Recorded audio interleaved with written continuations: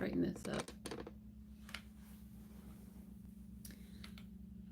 Yes, this is the first live stream in a while where I am indoors because we have had this winter storm and it was too cold. It was too cold. It was too icy.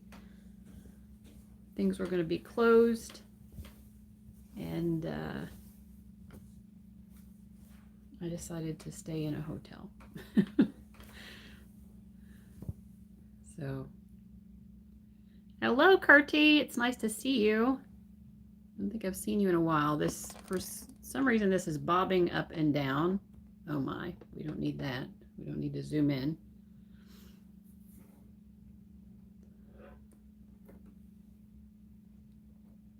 Try to angle it better. I have the lamp as my backdrop. She's very classy, this lamp. It looks like I'm in a nicer hotel than what I'm in. I'm in like the cheapest. It's really a motel because it's one of those that opens to the outside rather than opening to a hallway. Thank you. That's very nice of you to say. It's the hotel shampoo or the motel shampoo.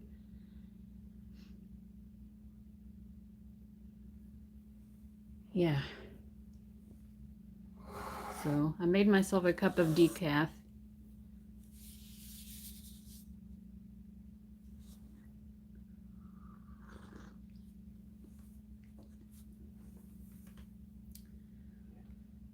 Probably, okay, partly it's bobbing because I have this attached to a table and then my feet are touching the base of the table. So I need to stop doing that. So anyways, anybody else? Curtie, are you, I don't know where you're located. You don't have to, don't say where you're located, but I'm wondering if you're dealing with any winter storm weather. I'm not sure if you're in the U.S. It's affecting a lot of the U.S. And then I was watching the news earlier. Now there's some sort of big fire going on in California. So I don't know what's going on. There's like a lot of crazy stuff. And also like 2 people were found stowed away inside, I don't know what you call it, like the wheel hub of a plane. And apparently this is something that people do. They stow away inside of it. So what is the point of doing that? I'm confused. I need to know more. But they died, and apparently 80% of people who do this die. So yeah, we need to get the word out that stowing away in the wheel hub of a plane is a bad idea. I don't know if people are thinking they can somehow get on the plane for free if they stow away in the hub of the wheel thing. I think that's what it is. If anyone else has seen this or knows what I'm talking about, hello, Rach. You're in Orlando and it's cold here. Well, that's saying something. If it's cold in Orlando, of all places. I remember going to, the last time I went to Florida, actually, I was in Miami, and it was February, and it was like 75 degrees Fahrenheit, by the way. It was warm. It was like summer. Yeah, do not get in a plane's wheel hub. 80% of people, apparently, so they said the different ways. Apparently it gets really cold inside of there, and I don't know why. Like, I'm curious to know more about this, but also you can fall. There are various ways that you can, I don't know if there's a lack of oxygen or something too, but like there were 2, I think it was 2 men found together in the hub of some plane recently, but it's not like, they're not the first people to do it. That's what was even more surprising to me. I don't know, in a way, it kind of reminded me of like back in the 70s, there was a trend. And then there were like, now that this one story has made the news, the one guy commenting, he was like, well, now I'm afraid it's going to start happening more often because this has become on the news and people are going to be like, oh, I can do that and actually succeed, you know, which is a mindset that a lot of people have. Like, oh, I didn't know you could do that. Let me see if I can get away with it and survive. Yeah, let this be your one resolution. Yeah. I think you can stick to this one too. Yeah, I hope most people can stick to it. But anyway, like people do like copycat things. That is true, like when they hear about things. And so that's concerning. But it was making me think of like I think it was in the 70s, there was a trend, which was even worse, really, of people hijacking planes. I was born in 1980, so I was born after this trend, I guess, had kind of stopped, or, you know, airplane safety had become a little bit more ramped up, or like airline safety. But yeah, people used to hijack. It was a thing. Like people would just hijack planes a lot. A reflection of the economy right now. Probably so. I mean, I guess the goal was to get inside the plane somehow, but like, how do you do that? Is there access to the inside of the plane from that wheel hub? I don't know. Or did they, I don't know what I still am sort of confused. Like but anyway. Yeah, it's a reflection of the economy, and that could also like encourage us to be some sort of trend or something. So anyway, I hope everyone is faring well. I'm glad to be indoors. It's kind of nice.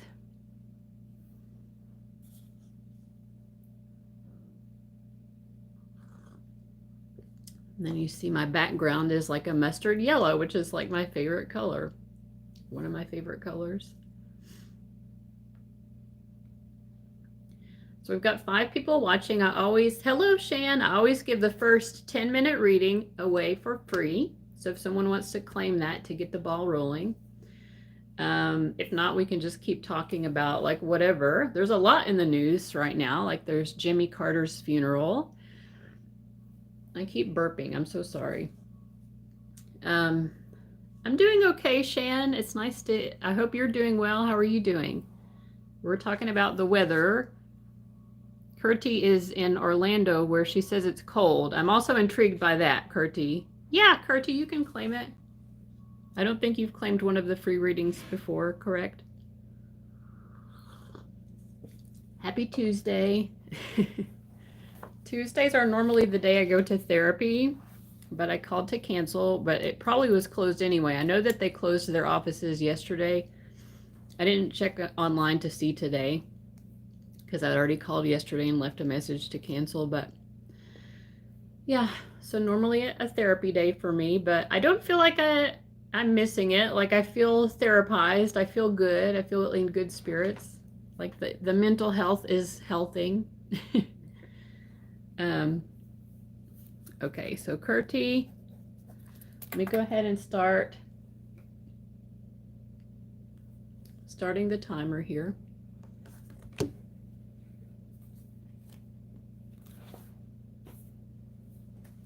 Okay, so what do I see for you like this year or just in general? Or just whatever message comes through? Is that what you're asking for?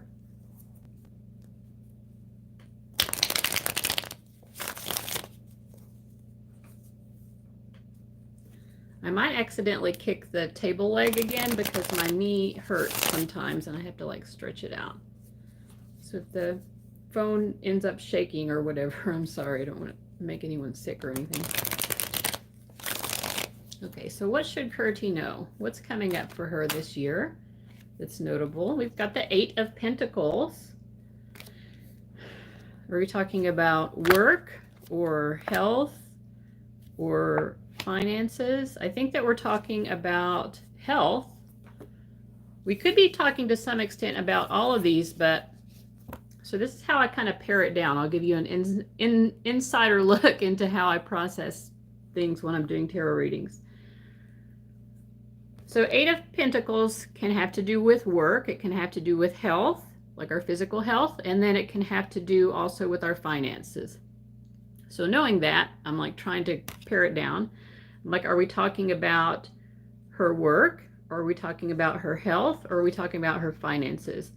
So we have 2 queens here. right? So they're equally weighted. But then the card that represents physical health is a major arcana card, the Sun card in reverse. So I do feel like because we have two queens, we could be talking to some extent here about advancements in your career and money, right? Represented by these two queens. But mostly we're talking about your physical health. So I'm going to focus on that first. So we have the Eight of Pentacles, which generally says that things are going well and we're making improvements. We're showing that we know what we're doing. And then the Sun card reversed. You know, even in reverse, the Sun card is like a very positive card. In reverse, it's kind of like, you know, have you ever been outside when it's a sunny day and like briefly a cloud might cover the sun, but it's just brief and then the sun comes back out? Hello, Nora. Let me go ahead and write your name down, get you on the list here after Curti. But it's still very positive. I mean, I would say like what you're doing this year with your health, you're doing the right things. Like, you know what you're doing. You're making the right choices regarding your physical health. You're putting it into action, right? And it's taking a positive effect. So I'm also getting the Nine of Swords. I do feel like with the Nine of Swords and also with the Sun card being reversed, like I said, which is that a little bit of cloud cover, you could be feeling anxious about your physical health this year, but the truth is behind that cloud. Think of your anxiety as that cloud that's covering the sun. The sun is still there. Your health is still good, but there's some anxiety that you're having. And sometimes, interestingly enough, you know, sometimes it's the anxiety that we have about our health, I can't speak, that motivates us to go out and do positive things to improve our health. So could be something like that is happening. What else do you have to say to her about the health? I do think with the Princess of Wands, this is like, I feel like feeling good about, you know, you're like feeling good about yourself. You're being active. It's almost like she's such a sporty gal, this Princess of Wands. It's like feeling good about yourself, maybe like wearing cute gym clothes this year or something. It's like sometimes when we're making positive changes to our body, it makes us just feel good and want to show off. But I would say as an advice card, this is saying like to feel good about yourself, to know that the more positive energy you put into your physical health, it has this like boomerang effect, right? It's going to come back and make you feel better about yourself, which is going to, again, make you feel more motivated. So it's like really building up momentum. So I feel this being a very positive year for your physical health, feeling very physically fit as well and active. And yeah, like getting out and just staying active, feeling good in your physical vessel. Okay, so let's see if your spirit guides had anything to say about the other two areas. There were possibilities with that Eight of Pentacles. So is there something notable about her career? So I'm getting a no here. So we're not really talking about career so much. And what about her money? Anything notable about her money? So I'm getting a yes because two cards are upright. I feel like, again, your spirit guides are saying, because the original card was the Queen of Pentacles in reverse.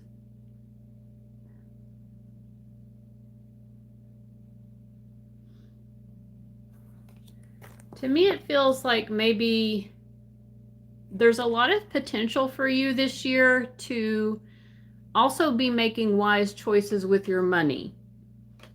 And like looking to advice from people who know a lot of money, represented by this Hierophant.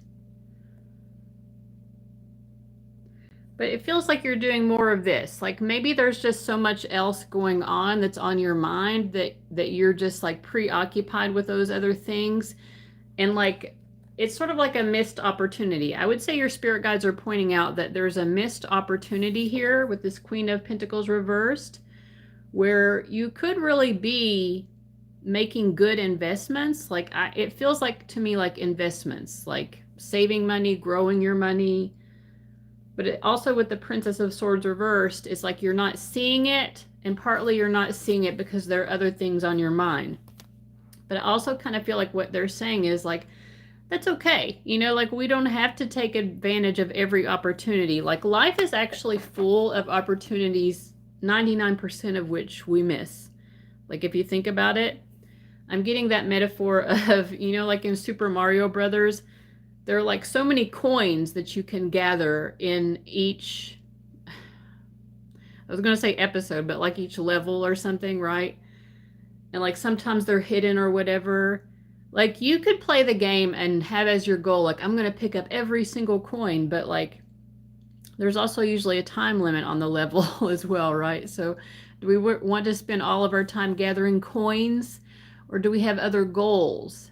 And here I think that you have other goals and you have other things that are taking your focus, and they're just saying that's okay. So I hope that's making sense. We have like 2 minutes left. So I don't know if you had any other specific questions, Curdy. But yeah, I do feel like this is a very motivated year. Like to me, it feels very active. Again, like I see you like getting out and doing things actively. It feels like exercise, but exercise that's more like for fun, or, you know, it feels outdoorsy or something to me.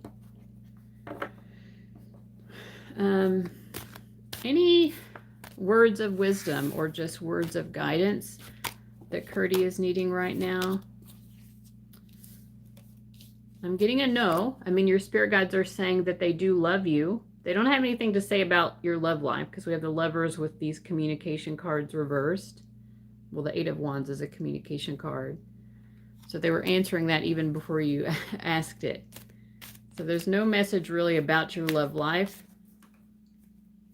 And they don't have anything pressing to tell you, but anything else happening for her this year that's notable? So we do get a yes, because the Ten of Cups was the yes card, so that's a stronger card. It's going to be basically a happy year. I think basically it's a happy year, but it's one of those years where things are going so well that we kind of take it for granted, and we don't even realize how good of a year it is until a decade down the road we have a really horrible year, and then we think back and they're like, oh, I wish things were back how they were in 2025. It was so easy back then, right? It's like an easy year, but you'll miss it. You'll not even see how easy it is. You'll not even see how happy it is. Your sister is sick. Will she recover? So first, I want to put a little disclaimer on that just to cover me legally, you know, that this is a tarot reading, and I'm not a medical doctor or medical professional at all, and I cannot give medical advice, but I am utilizing tarot to answer this question. And so you just got to take that with a grain of salt.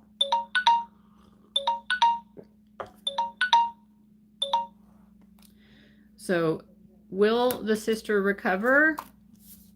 I would say it's a yes. The yes card is the World card. So it's a very strong card.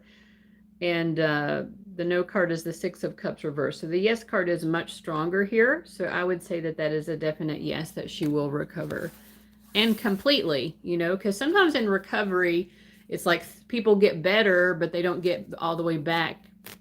You know, like recovery can mean different things, right? Or are you going to get totally done with it and totally healed from whatever the sickness is? In this case, I feel like it's a yes. And with that Six of Cups reversed, I don't think it's going to come back either. So whatever she has going on, she will recover, and that sickness will not return.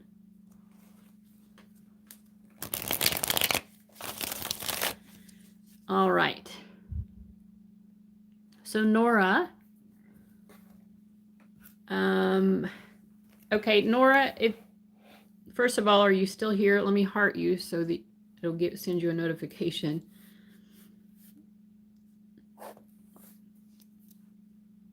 Can you tell me his first name or his initials? So how does this person on my mind think and feel about me, and what does he say when he speaks about me? Okay, can you give me his first name or initials? And I want you to focus on him, and I want you to picture him in your mind. AB, okay.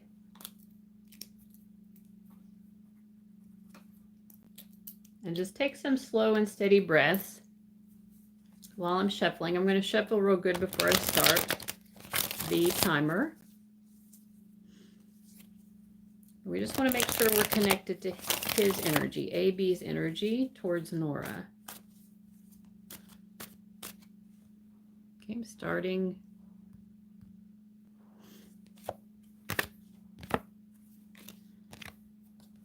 Okay, well, this is interesting.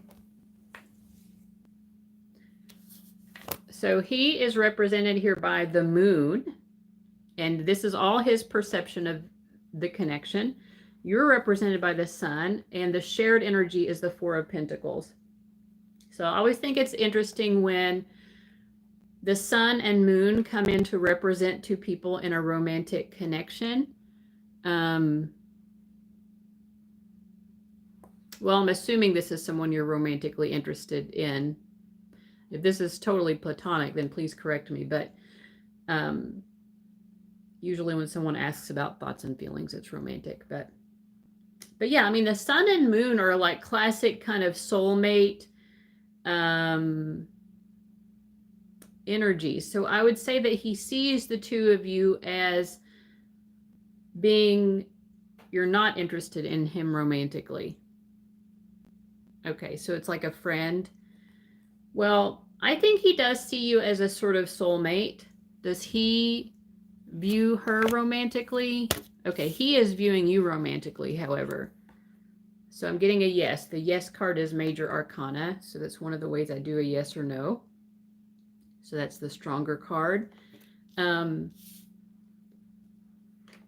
don't know if he is like planning to do anything about it. And that's sort of confirmed here by this Four of Pentacles as well. It's like he's kind of accepting it. Like he does feel like there is a sort of magnetic connection. You know how the sun and moon in their cycles, right? Like they need each other.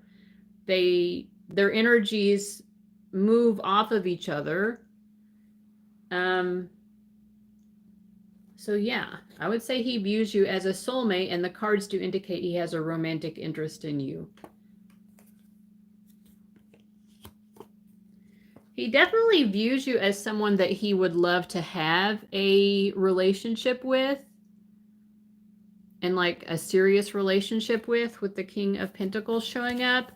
But I don't know if he's really going to do anything about it, because the Wheel of Fortune is reversed and the Four of Cups is reversed. So to me, it's kind of like taking that risk, you know, with the reversal, with it upright, with the Wheel of Fortune, we're willing to take the risk because we're like, okay, well, most likely something positive is going to happen here. It's worth the risk. But here, it's like he's digging his heels in and not wanting to take the risk. I think he would prefer to keep it just in his head as an idealized form, rather than taking the risk of trying to make it real and becoming disappointed. Do you know what I mean? So in his head, he can still think about how special you are, and he can still feel that good feeling that you give. Yeah, so he just stopped talking to you.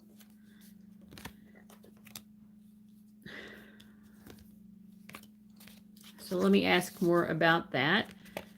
I get his energy is the Eight of Swords here. So and the shared energy is the Tower card, and he's seeing you as the Hierophant. I feel like something happened that made him realize you you are taking this, I think he realized you are taking this maybe just to be about the game. Like you're concerned more with that aspect of what brought you together.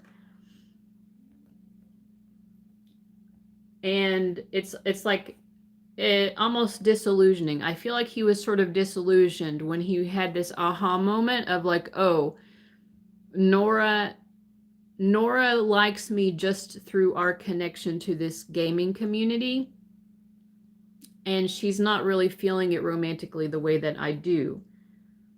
I think that was a bit shocking to him. I don't think he really expected that.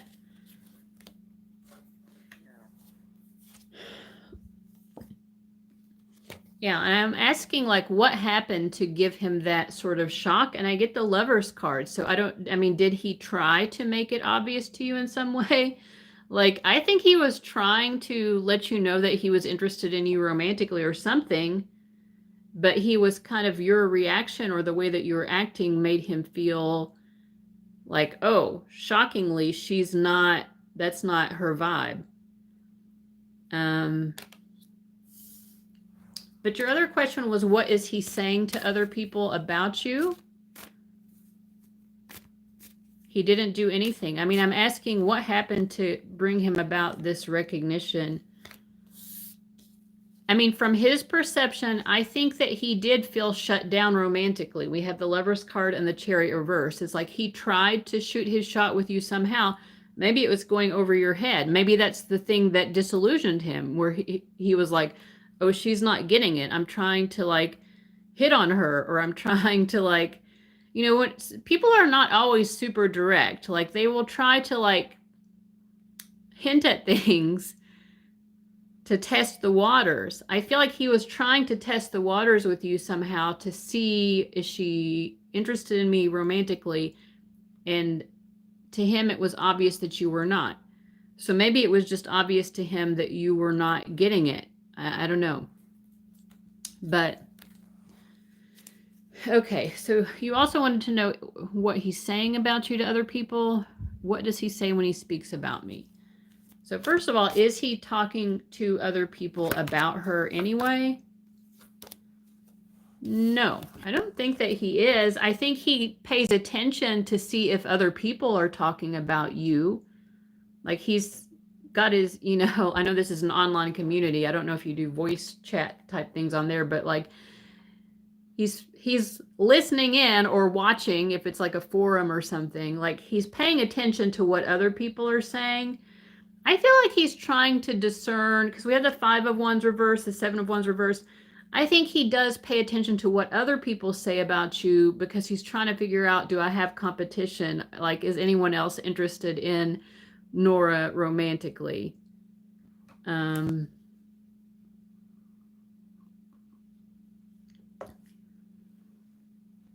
I don't think he's saying anything, because I don't think he wants to reveal that.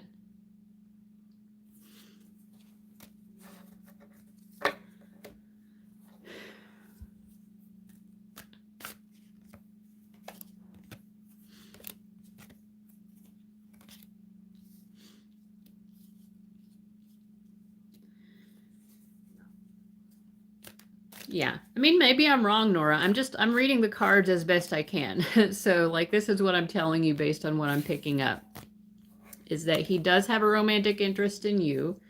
He would see you as someone he would pursue as a girlfriend, but he's not, because he doesn't feel comfortable taking that risk. So that's what I'm basically getting. And I feel with that Tower card and the other accompanying cards that something happened which was like, made it obvious to him somehow that you were not seeing it that way anyway. But yeah, I don't know if you had any other specific questions. We have 1 minute and 50 seconds left. What kind of loaf? Pumpernickel.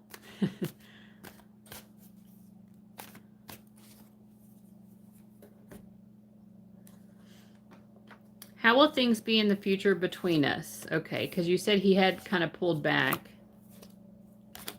Oh my God. Nora, are you sure you don't have feelings for him? Okay, as I look forward, his energy is the Lovers. I was shuffling again, by the way. The shared energy is the Five of Swords, and your energy is the Two of Cups. I mean, the shared energy is the Five of Swords, which in this particular deck, this is the Cosmic Tarot deck, it does give kind of like surrendering to love because there are these roses all around. And I just feel like, because the heart chakra center is totally exposed here, it's almost like why fight it? Why fight it anymore? Like, I just really care about you. I mean, at the very least, you'll continue to be friends. Like, he's not going to hold back for forever. But it feels like it feels to me like the two of you are going to be crushing on each other and giving in to those feelings. You'd be marbled rye. I think marbled rye. Wait, no, I'm wrong. I was gonna say, does marbled rye have pumpernickel? It's like marbled. What are the things that are marbled? It's like two different types of dough, right? But rye and pumpernickel are similar-ish. Anyway, I like pumpernickel. Not that I eat it very often because I just get, whoops, first of all, I don't really eat bread that much, but I do cycles of keto. When I'm eating keto, ironically, I eat bread more often, but I eat the keto bread, which is either 0 net carbs or 1 net carbs, depending on what type you get. You would be marbled, right? That's funny. Well, Nora, the timer went off. I hope I answered all your questions. What kind of loaf?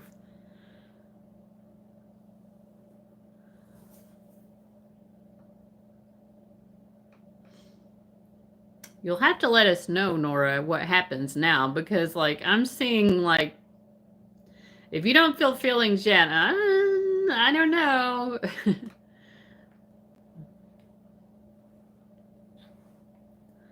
You're so surprised. Hello, Enzo.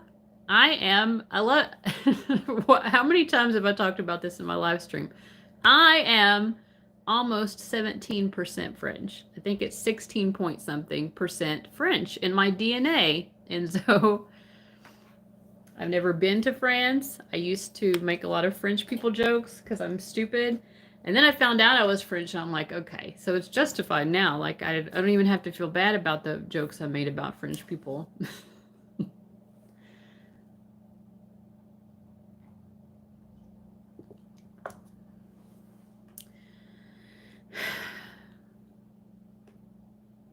I think we're still allowed to make fun of French people and fat people.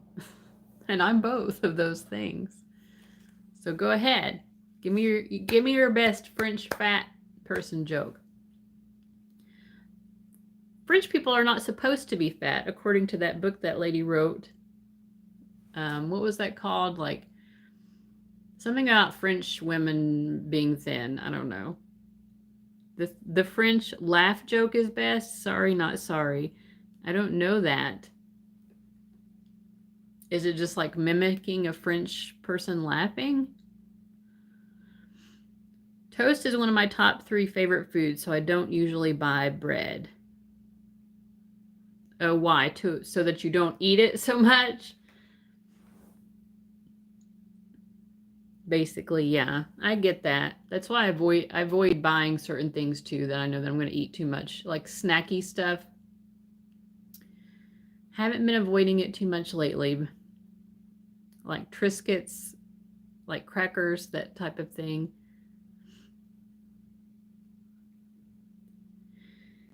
I'm always like that. I never see the signs till it's too late. Oh, interesting.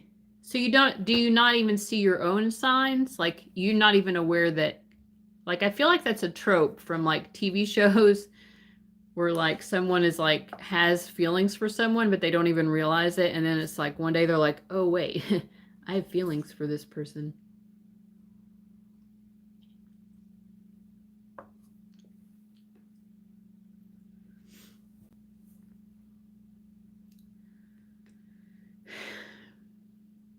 Oh, I'm 11 years old and I'm trying to learn English by speaking with English people, but I will admit that sometimes I don't understand everything. English is hard. Well, you're doing well. You're doing very well.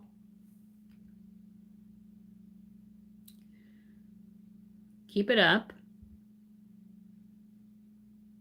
I mean, you're making total sense here, so.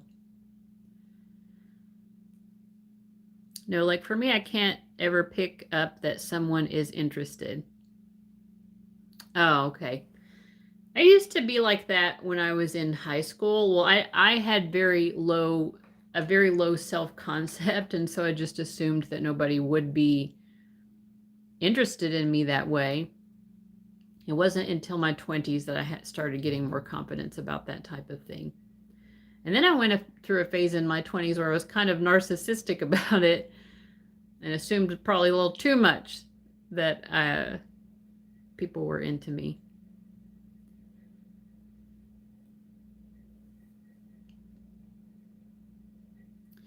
I feel like when most women get hit on, they think it's the tree behind them getting flirted with, perhaps.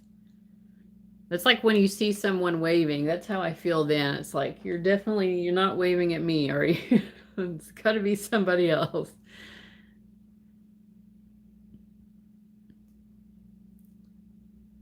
You miss it because you're the picker. I don't know what I am. At this point, like I don't know that I'm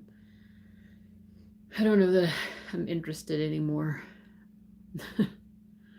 I mean, I kind of am, but not really. I don't know. I'm too much of a loner.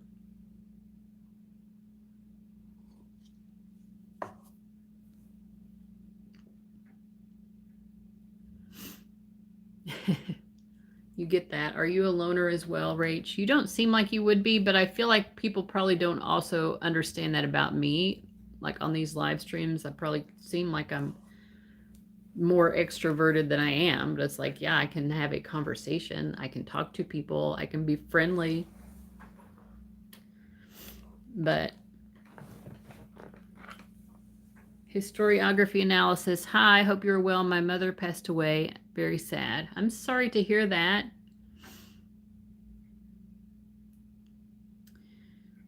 I'm very sorry to hear that. I lost my mom when I was 11, so I understand that's one of the worst losses.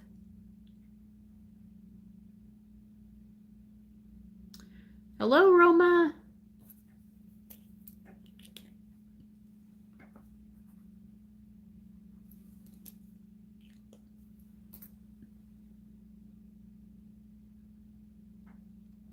Roma, nobody is waiting in front of you, so we will go ahead and get into it.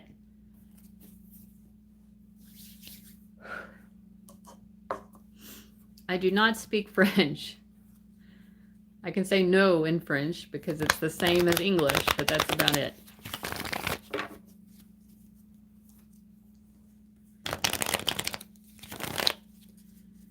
All right. Roma is asking, will my manager let me keep my job? And I'm sorry I have to keep, when I'm scrolling, I'm touching the video and then it makes it bounce. It's just the way that this thing is designed. Sorry about that, guys. I'm in a hotel because of the weather. Yeah, but I'm still in my car. Just temporarily in a hotel. All right, it looks nicer than what it is. All right, Roma, is your manager going to let you keep your job? It's going to do a yes or no spread. Okay, I can only tell you what I see in the cards, and the cards are telling me that it's a no. So I hope that I'm wrong. You know, I'm not God. I'm not omniscient.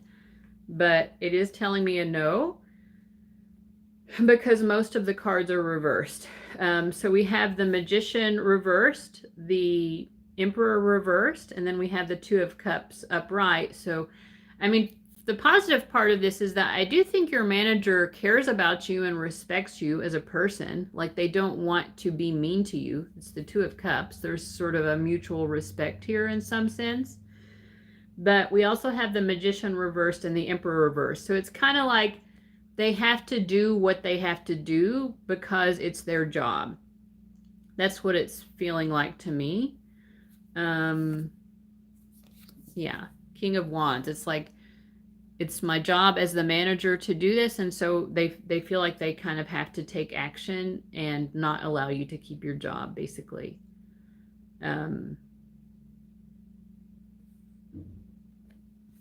So yeah, what's the guidance to Roma about this?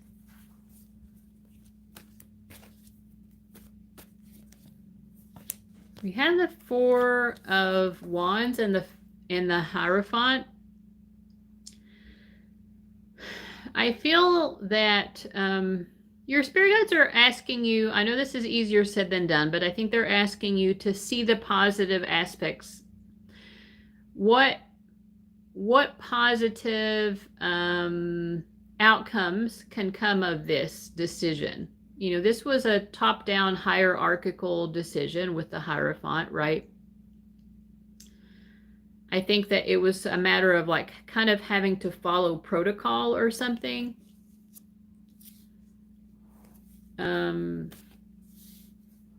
Is there anything Roma can do to prevent this?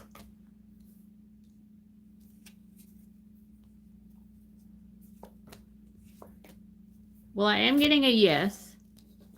Whoops.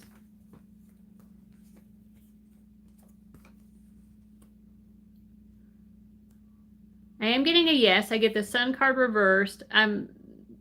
Well, you can see the Knight of Wands and the Seven of Cups. I feel like that your guides are saying that the thing that you can do to try to keep your job is to kind of go to this manager and tell them there's no place else that you would rather work. Like, kind of assert how excited you are to keep working here, how much it means to you, how motivated you are, and the fact that there isn't any other option that you want. Like, this is the job for me. So you kind of have to sell yourself in that way. Like, I have so much excitement. I'm so gung-ho about this job. I'm so motivated to do a great job here. I'm motivated to learn more. It's okay if I have to be entry level. Whatever I have to do. Like, so yeah, that would be what you would need to do in order to reverse that. That was a great question. I'm glad you asked. And I did ask also, if Roma does this, will it work? And I got a yes for that as well. The yes card is the stronger card here, the King of Swords. So you can appeal to reason and logic through just really highlighting how strongly motivated you are to stay at this place versus trying to go to any other job. And also like just how motivated you are to learn and excel and apply yourself and be a hard worker.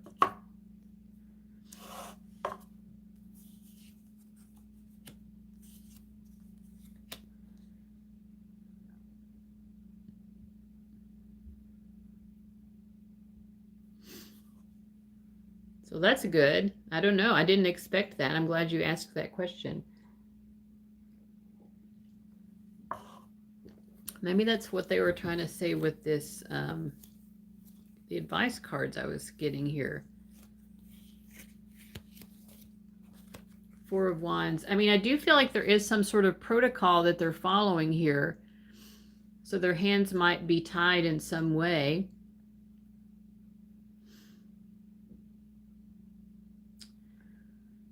But if you can help them to see how this would be mutually beneficial, not just beneficial for you, but beneficial for them as well, for them to keep you, then yeah, I feel like you could be successful in keeping it. Yeah, you've got 4 minutes and 50 seconds. So go ahead, ask your other question. You can ask questions until your time is out. It's 10 minutes.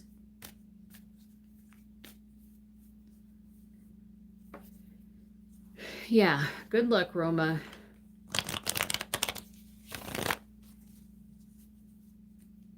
I think you do have luck for the fact that that would work. Like, I don't know if that would work for that many people, that they would be able to to do that.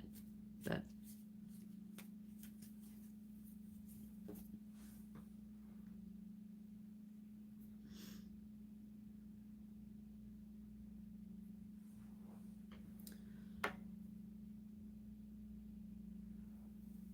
I'm sorry for all the bouncing again. I don't think it does this so much when it's in my car. Just plug in the charger in. Which now I'm going to hit the charging cord probably a lot of times. Cause it to bounce even more.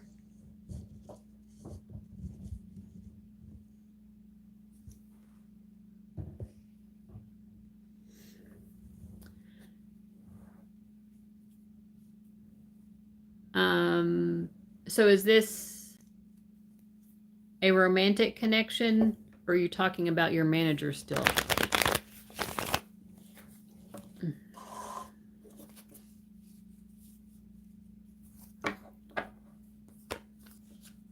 What advice does the universe have about Ravine and I relationship? So I'm assuming this is a romantic relationship. I just need a little bit of context who Ravine is. This is your boyfriend.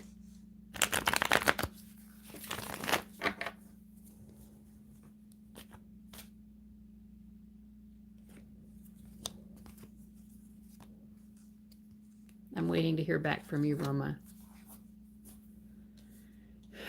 Yes, okay.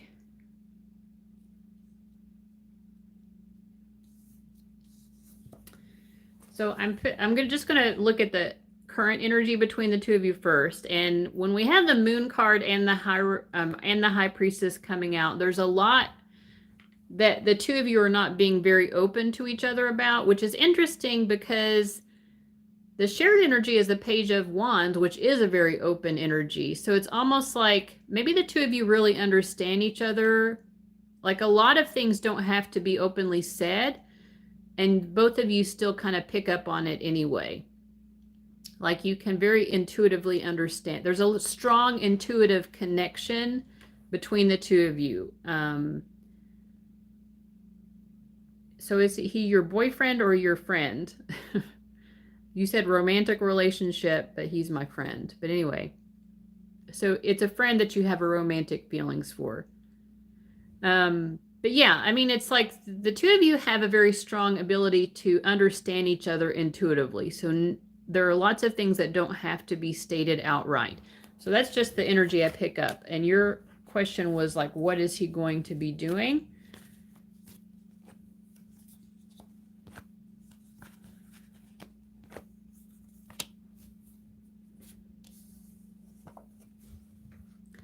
Well, I think that he's going to be treating you very nicely, and he's going to be admiring you. He's seeing you as the Empress, so his behaviors towards you are going to be, I think also with this Page of Pentacles, respectful, chivalrous. He's going to be very chivalrous towards you. So to me, that's like someone showing that they have admiration for you, showing that they have respect for you. But your energy is the Seven of Cups. So it's interesting, despite the fact that you all have a strong intuitive connection, you are getting confused. It's kind of like what we were talking about before with Nora. Maybe you're the loaf now. Maybe you're the one who's like, it's going over your head and you're not realizing that he is actually doing this. He is being chivalrous. Well, I feel like there will be talking. He's not talking towards you now. Is he going to start talking again when he does this chivalrous behavior? Yes. Yeah, so there will be a reemergence. It's not the end of communication. We have the Ten of Swords reversed, which means it's not the end of the communication. There was a pause, but then it will restart. Full card. It's so interesting how tarot is so good at explaining the answer sometimes. It's not the end of your communication for forever, right? There will be a reemergence, and his communication will be chivalrous, for lack of a better word. Yeah. So the timer did go off, but I hope that was able to answer your question.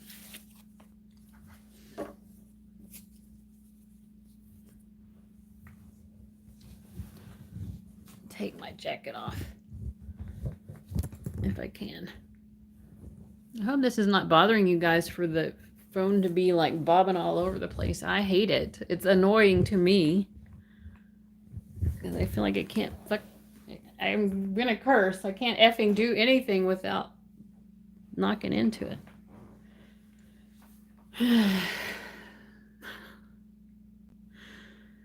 It's nice to be indoors with the heat, you know, but it's like all change is still change, you know what I'm saying?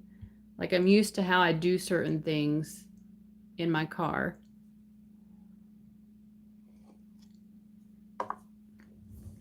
That.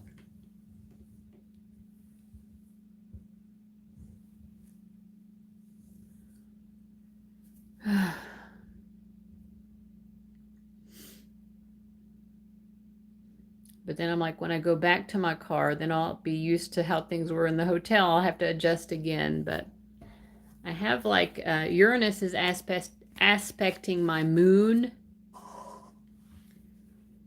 And it's transiting my moon, rather.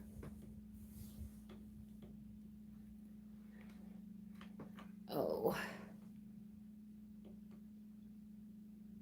So. And as soon as it's done, like when it starts moving on from this trine that it's making to my moon, which you would think a trine would be pleasant, but with Uranus, Uranus is just expect the unexpected. Even when Uranus brings positive things, it will bring it in unexpected ways, which is true of this whole thing that I've been going through this past year. It's like there are unexpected blessings, but they come through hardship. Painful. But yeah. I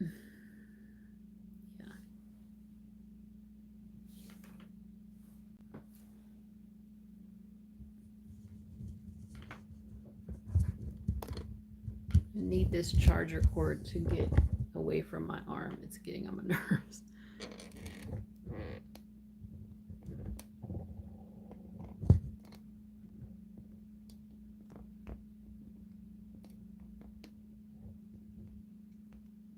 But yeah, as soon as it's separating from that trine, it's going to start applying to a conjunction to my IC, which is like the moonish angle.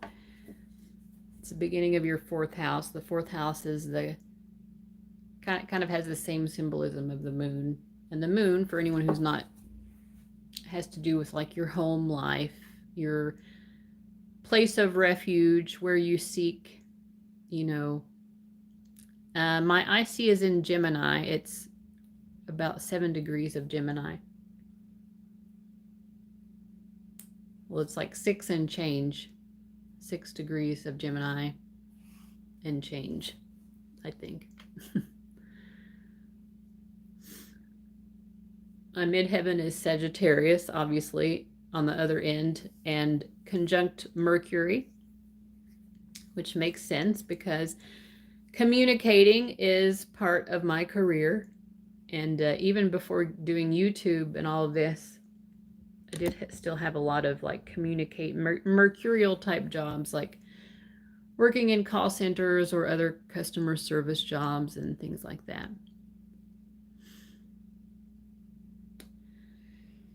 And also Mercury rules my IC, but it's on my midheaven. And, you know, like I've talked a lot about my personal life publicly as well. So it kind of fits that theme.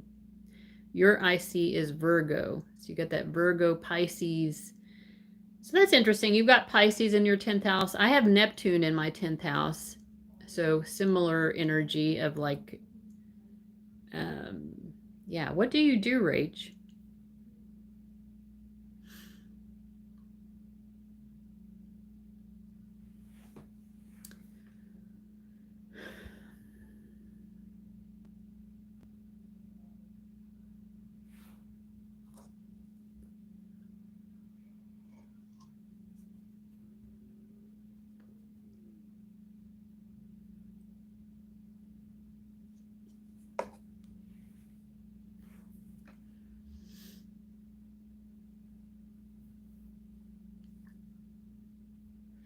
You work with training clients on software.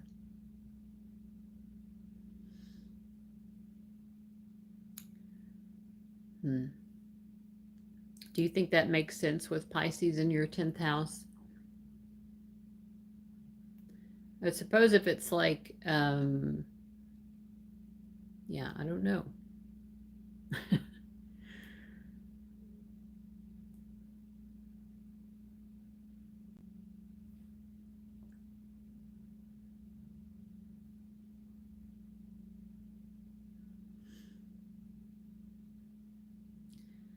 What is your favorite, well, what do you feel like makes the most sense to you in your chart, Rach?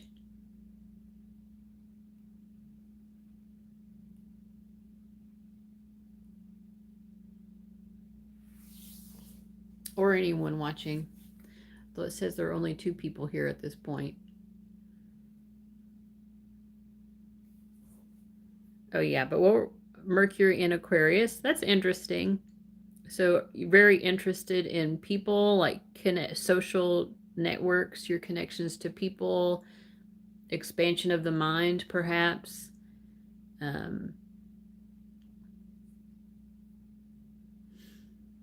Connecting the dots mentally. Seems like a very cerebral energy. Someone who thinks outside the box, perhaps.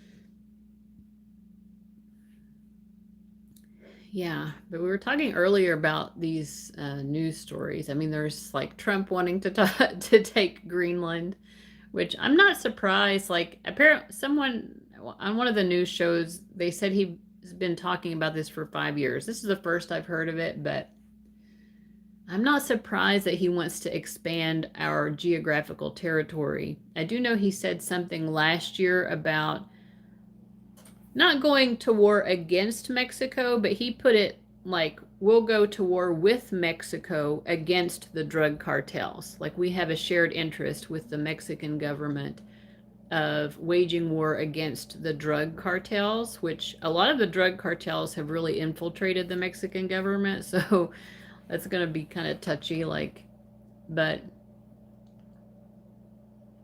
I did wonder then, I'm like, is he hoping to claim Mexico as part of the United States? Like, he's openly talked recently about claiming Canada. I'm just not surprised. I'm not surprised. Like, it is one of the, it's been a while since any, major empire has expanded its geography significantly. I'm very interested in psychology, relationships, how people work, a bachelor's in psych. Yeah.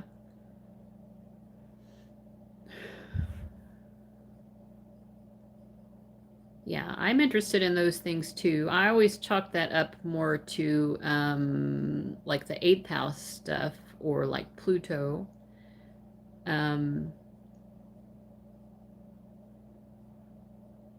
How people work, like how societies function, how people work in society. That seems a little bit more Aquarius to me, though. That's just how I'm looking at it.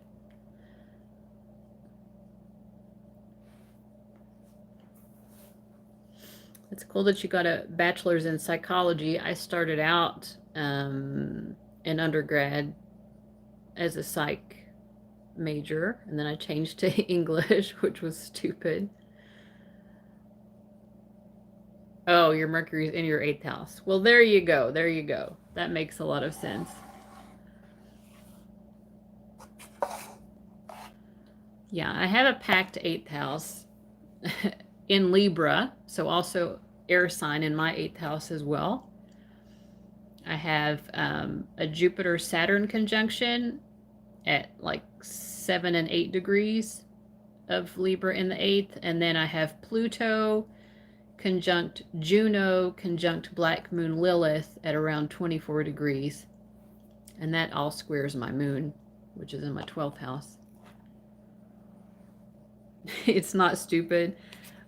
I'm sorry. I'm not trying to insult other English majors. I'm not even trying to insult myself. I'm just like, it's not the most useful degree. I like my poetry too, and I feel like I could still write my poetry if I had not had that degree. I'm not saying it was useless. I enjoyed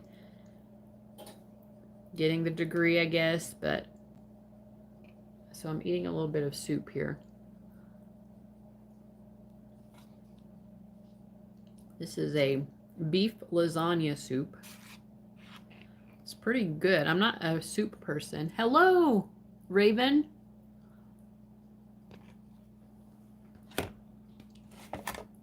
Put my lasagna soup aside. Yes, you may have a general reading.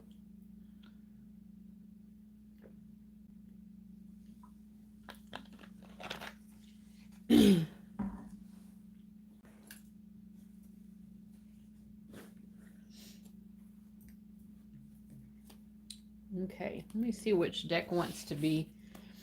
I think this is the deck for you. This is the deck that wants to do your reading. You're having chicken noodle. Oh, chicken noodle is nice. I'm not much of a soup person, I was just trying to say, but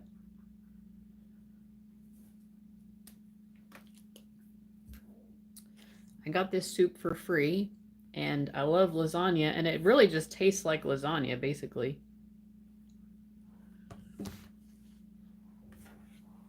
Which is great. It's a good thing to taste like.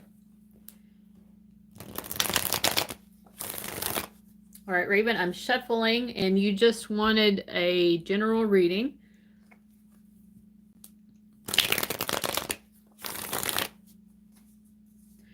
Chili is great. I do like a good chili.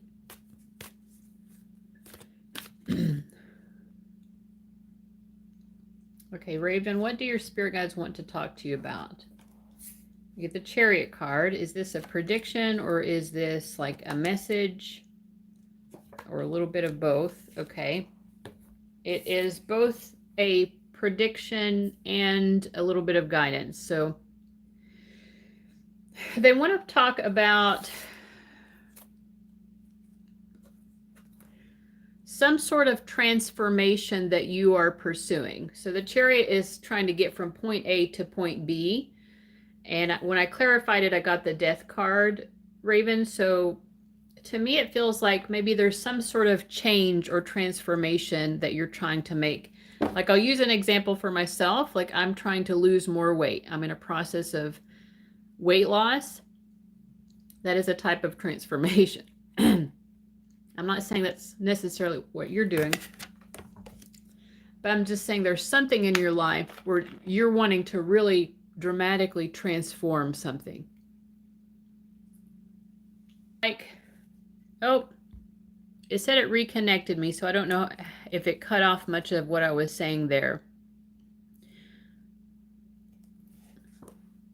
But I was talking about like the Chariot card and the Death card, and like Raven, your spirit guides are talking about you wanting to go through some sort of transformation. You're wanting to change. Okay, you heard it all. And I gave my example was weight loss.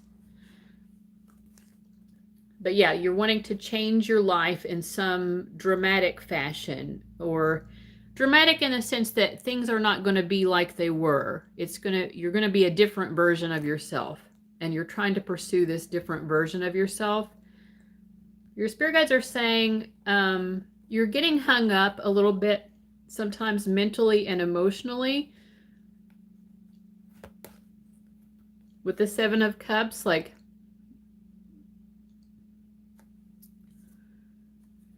you know, because I think it takes patience. Whatever this is that you're trying to do, this transformation you're trying to bring about, you're making great choices. We have the Eight of Pentacles that came up in someone else's reading as well. And it's a card that's saying, like, the actions you're taking to bring about this transformation, these actions are working, but it's going to be slow. And so it requires you to be dedicated as well. It's sort of like slow and steady wins the race. So consistency is key. Slow and steady wins the race. consistency is key. So when we want to make this dramatic transformation, the dramatic part is not coming about through the timing. It's not going to happen quickly. It's going to be something that happens over time, and because you have endurance and you can see it through to the end. And then we have the Strength card reversed. There may be a part of you that has been struggling with that aspect of that's been struggling with the need to be consistent or to be slow and steady when you would rather have the results happen quickly. Okay, so that's the first part of what they're saying. I feel like there's more that they want to say about it.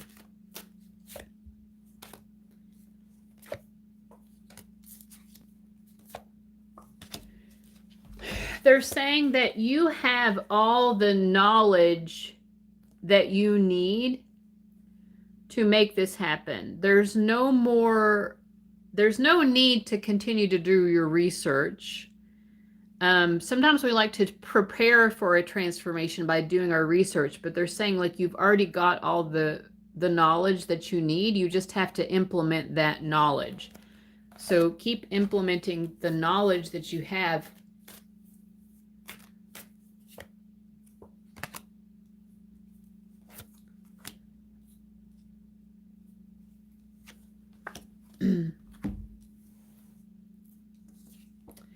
They're saying you can't see the end result. You do not know exactly what the end result will be. Maybe it's maybe you don't even know yourself where the finish line is. And I hate to talk too much about myself in a reading, but back to the weight loss thing, like I don't know specifically when this is going to end.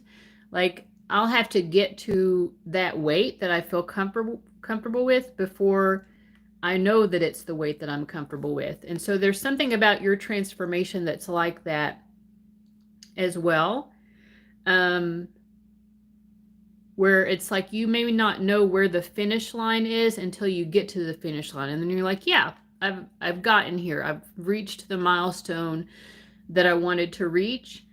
And then once you get there, it's kind of like, you know, okay, how do I maintain what it is?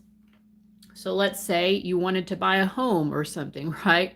Once you get that, like maybe now you don't even know which home it is or whatever, but then once you get it, finally you've made that, then it's about now I've got to maintain that home or whatever it is. I don't know exactly what your goal is because I'm not getting a good sense of what that is, but it's something that has to do with transforming your life.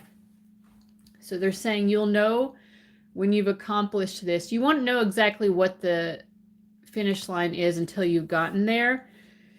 And they're saying, what is the point of getting sad in the meantime? Like you're walking the journey right now. You feel sad that you're not there yet, but they're saying this is a sort of waste of emotional energy to get sad that you're not at the finish line yet. You don't even know what the finish line is. And you're never going to know what the finish line is without that consistency and slow and steady pace. And kind of like letting go and understanding that this is a process of unfolding. It isn't a snap your fingers and we're there. It's not that type of journey.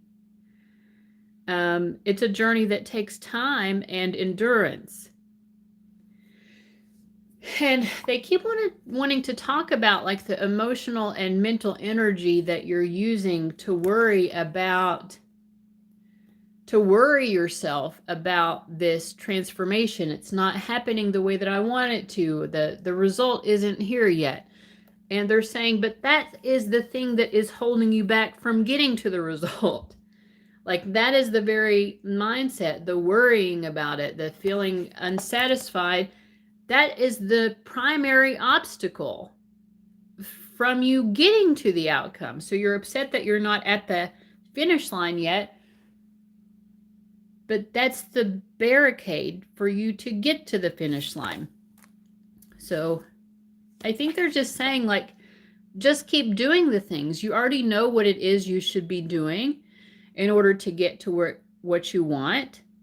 Do those things. Be happy about it. Know that it is going to add up and you will get to where you're wanting to get.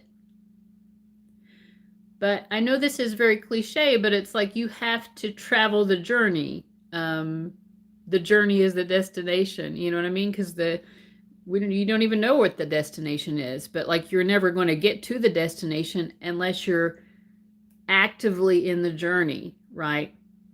If you're sitting around moping and having anxiety that you're not at the finish line yet, you're not even taking the journey. And if you're not even taking the journey, you'll never get to the finish line.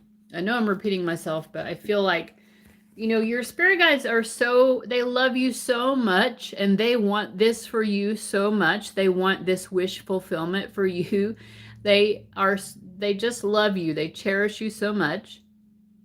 They want to kiss you on your little forehead and encourage you on this journey. They're so glad that you're taking this journey. They're so glad that you're choosing this transformation because they feel like you've earned it. You deserve this. But they also feel like, when the Queen of Cups is in reverse, or any of the Cups court cards really, it just shows that our emotions are overwhelming our choices. They're keeping us from being able to carry out our lives in reasonable, sane, grounded ways sometimes, right? The emotions are just too much, right? And it's okay for us to feel that way, but they're also just letting you know that you are going to succeed. So those emotions are not helping you to succeed.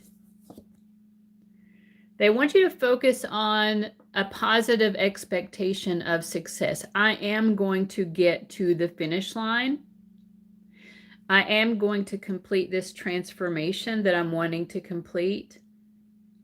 So if I have that positive expectation, and if I continue to be, timer's going off, if I continue to be dedicated, if I continue to put one foot in front of the other and take the actions that I already know to take, then I'm going to get there. So I can trust if I'm putting one foot in front of the other, I will get to where I want to go. Focusing on that can help alleviate some of the emotions that your spirit guides want you to be free of, the emotions that are not making you feel very good. So that was a really cool message. I hope that was helpful, Raven. I hope it made sense and you understand what they're talking about. Yes, it resonates. Well, thank you so much. Thank you for letting me know as well, because it's like sometimes they don't give me, it's probably because it's none of my business, right? It's none of my business what this is, but that you're trying to achieve. But yeah, they're on your side, like they're rooting for you for sure.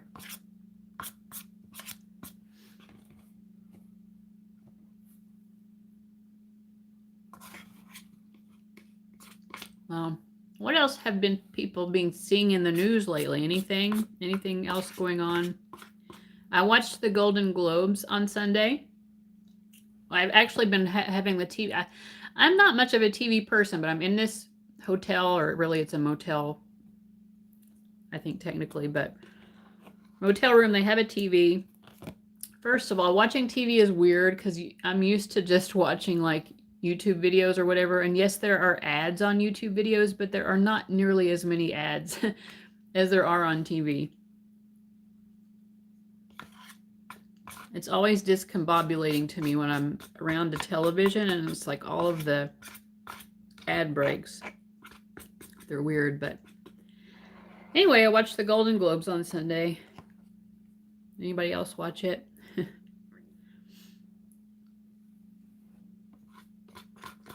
I thought that the woman who hosted it was pretty funny. I had never heard of her before, but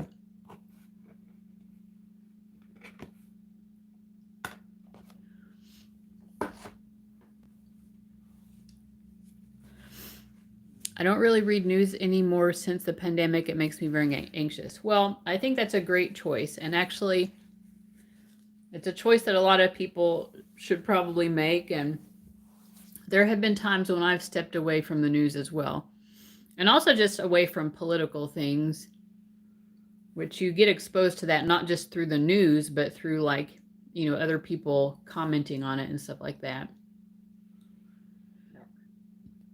Nikki Glazer, she's one of your favorite comics. Yeah, I thought she was really funny.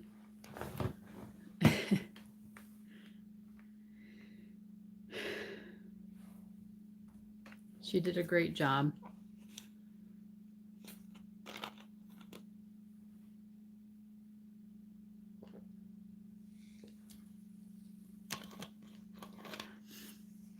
It's true what she's saying about Ozempic. Like, everybody's on Ozempic. It's crazy. So this is how my brain works too. Like, I was even thinking about this today. Like, what is the astrological transit that coincides with all of these, you know, like well-known people taking Ozempic and like shrinking, like a mass shrinking effect? Like, what is that? Is that Pluto when it was at the 29th degree of Capricorn? Because Capricorn limits and restricts things, but it also has to do with hierarchies, right? So I mean, I guess it's gotten to the masses now. There are more people who have access to it, but mostly it's these more like entitled people, which is a Capricorn thing, like I said, hierarchies. But also Capricorn has to do with shrinking or limiting. I'm sorry to be burping and stuff so much. Excuse me. It's because I'm drinking Mountain Dew. Sorry, guys.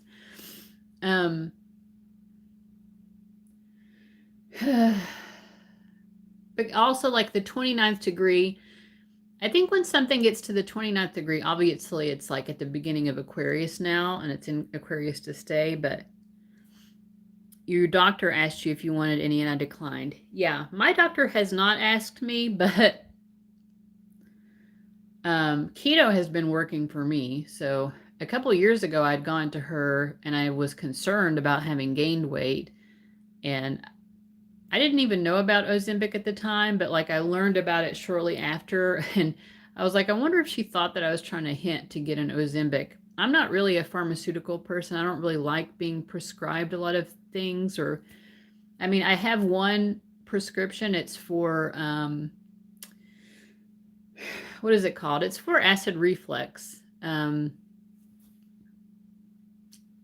Omeprazole also starts with an O, but yeah. And I take ibuprofen for like headaches and stuff. I take Benadryl sometimes. Like, I'm not against pharmaceuticals. I kind of like to limit the amount of pharmaceuticals that I take. And I'm not that type of person who's like always looking for a pill to fix something. But anyway, I'm just like, was it because of Pluto being at that 29th degree for so long? Because it hovered there for a while. And when something is at, Pluto also has to do with like transformations, like we were just talking about. So could be to do with that. Like, I don't know, like there has to be some sort of astrological transit, like for some sort of trend like that. But anywho, it's hard to say. I have Saturn, as I'm losing weight, I have Saturn transiting through my first house. So it's still going to be there for a while. I have a big first house because the sign of Pisces is intercepted in my first house. So, and I use a Placidus house system. That's just my preference.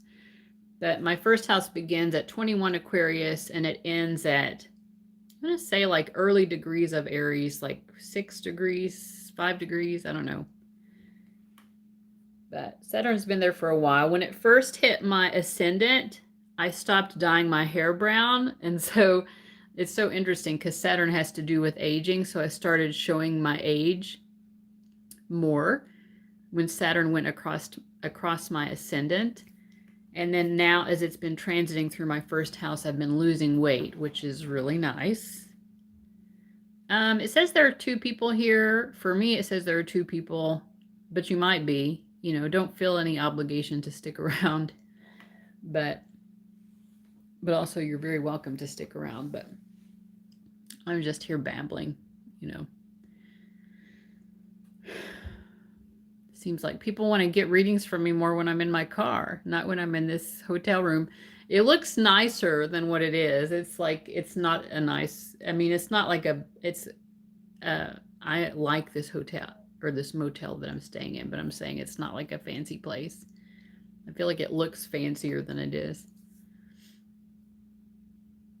Right now it's saying 3 to me, but I don't think that the number that I'm seeing is always accurate, because sometimes it takes YouTube a while to kind of, now it says 1. So I don't know.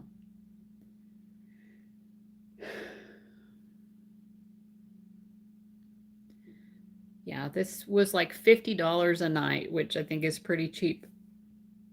I think it might have been like 47 or something.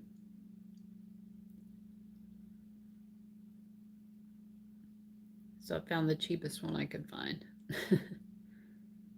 It's like, I've enjoyed my stay. The first room that they put me in, though, the refrigerator didn't work. So they moved me to this room, which has an old, it's like almost like a retro fridge and microwave, but they work at least. Like, that's all. It doesn't have to look pretty. I'm just like, I just want it to actually keep my food cold. You know, because when I'm in my car, I'm basically living inside of a refrigerator, so everything stays cold in my car. But although right now it would be frozen if I was out there, but yeah, like, I need my food to not get gross. I want to ask a question, but I've asked it before, and I think my guides are mad at me. Yeah, it was a good price. I mean, I'm glad I had enough money to cover it, because otherwise I would have to, when I first started, I mean, so the first week of March last year, I stayed in a homeless shelter, but I couldn't sleep there. If I needed to go back just to get out of the elements, that's what I would do probably. But yeah, it was so hard to sleep, and I need sleep. I didn't even sleep here. The first night I was in this hotel, I could not sleep all night, but I think part of it, and that is, I think part of it is I was just so nervous about the winter storm coming in, and like, I was scared that the electricity would go out, and I don't know, it was just in anxiety mode. I struggle with anxiety, and it's ironic because I do so many readings for people where I'm like walking people through their own anxieties. But it's just because I have so much anxiety myself.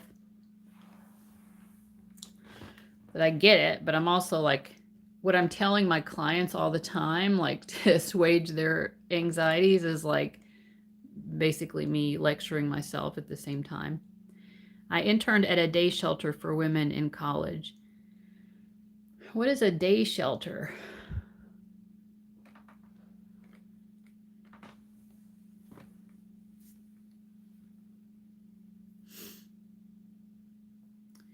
Yeah, it's just like, I decided to just go ahead and try living in my car then, and that's what I've been doing since then, since the second week of March last year. If we started an anxiety club, almost everyone would be in it. Yeah, I know it's not uncommon to struggle with anxiety. Mine has been worse this past year, because it's like the circumstances in my life are very anxiety inducing. But yeah, but then I let stuff get to me, like the winter storm, like being so freaked out that I was just so scared that the electricity might go out in the middle of the night, and anxious that I wouldn't be prepared. I'm like, I need to make sure my phone is charged, and I don't know, but I ended up not sleeping at all the first night I was here, but that's okay. The last 2 nights I slept really well. This morning I slept so well that I got up at like 8:50 or something, and then by the time I like got ready and went to the thing, the breakfast was over. I got breakfast the last 2 mornings, and it was like these little sausage biscuits. They also had yogurts, but I got the sausage biscuits. But this morning they had already put the breakfast away. I still got coffee though. It's a drop-in shelter for homeless women. They had, computer classes helped women. Oh, okay, I see what you mean. Yeah, no, this was just like a shelter for people to sleep. I mean, they had a room. Well, the room that we also ate our meals in was, I guess they called this a day room, but it's like people could just still sit at those tables during the day. A lot of people would just cycle in and out and like go out to the back where there was a smoking area, and then smoke for a little while and then walk through the front again back to the day room. It's just like this constant turnstile. But they made us do a class too, but it was like these women lecturing us like we were stupid kindergarteners. Like, I don't know. I didn't like it. I felt I was talked down to a lot. Like, they were peer support coordinators, but they had never been homeless. They were in recovery from meth addiction, and that's how they became peer support specialists. And I was just like, how can you be a peer support specialist for homeless people when you've never been homeless? And like a lot of what they were saying, it was just very like talking down to us, and it was like so unnecessary. It's like we're all adults here. We have fallen into bad circumstances. You know what I'm saying?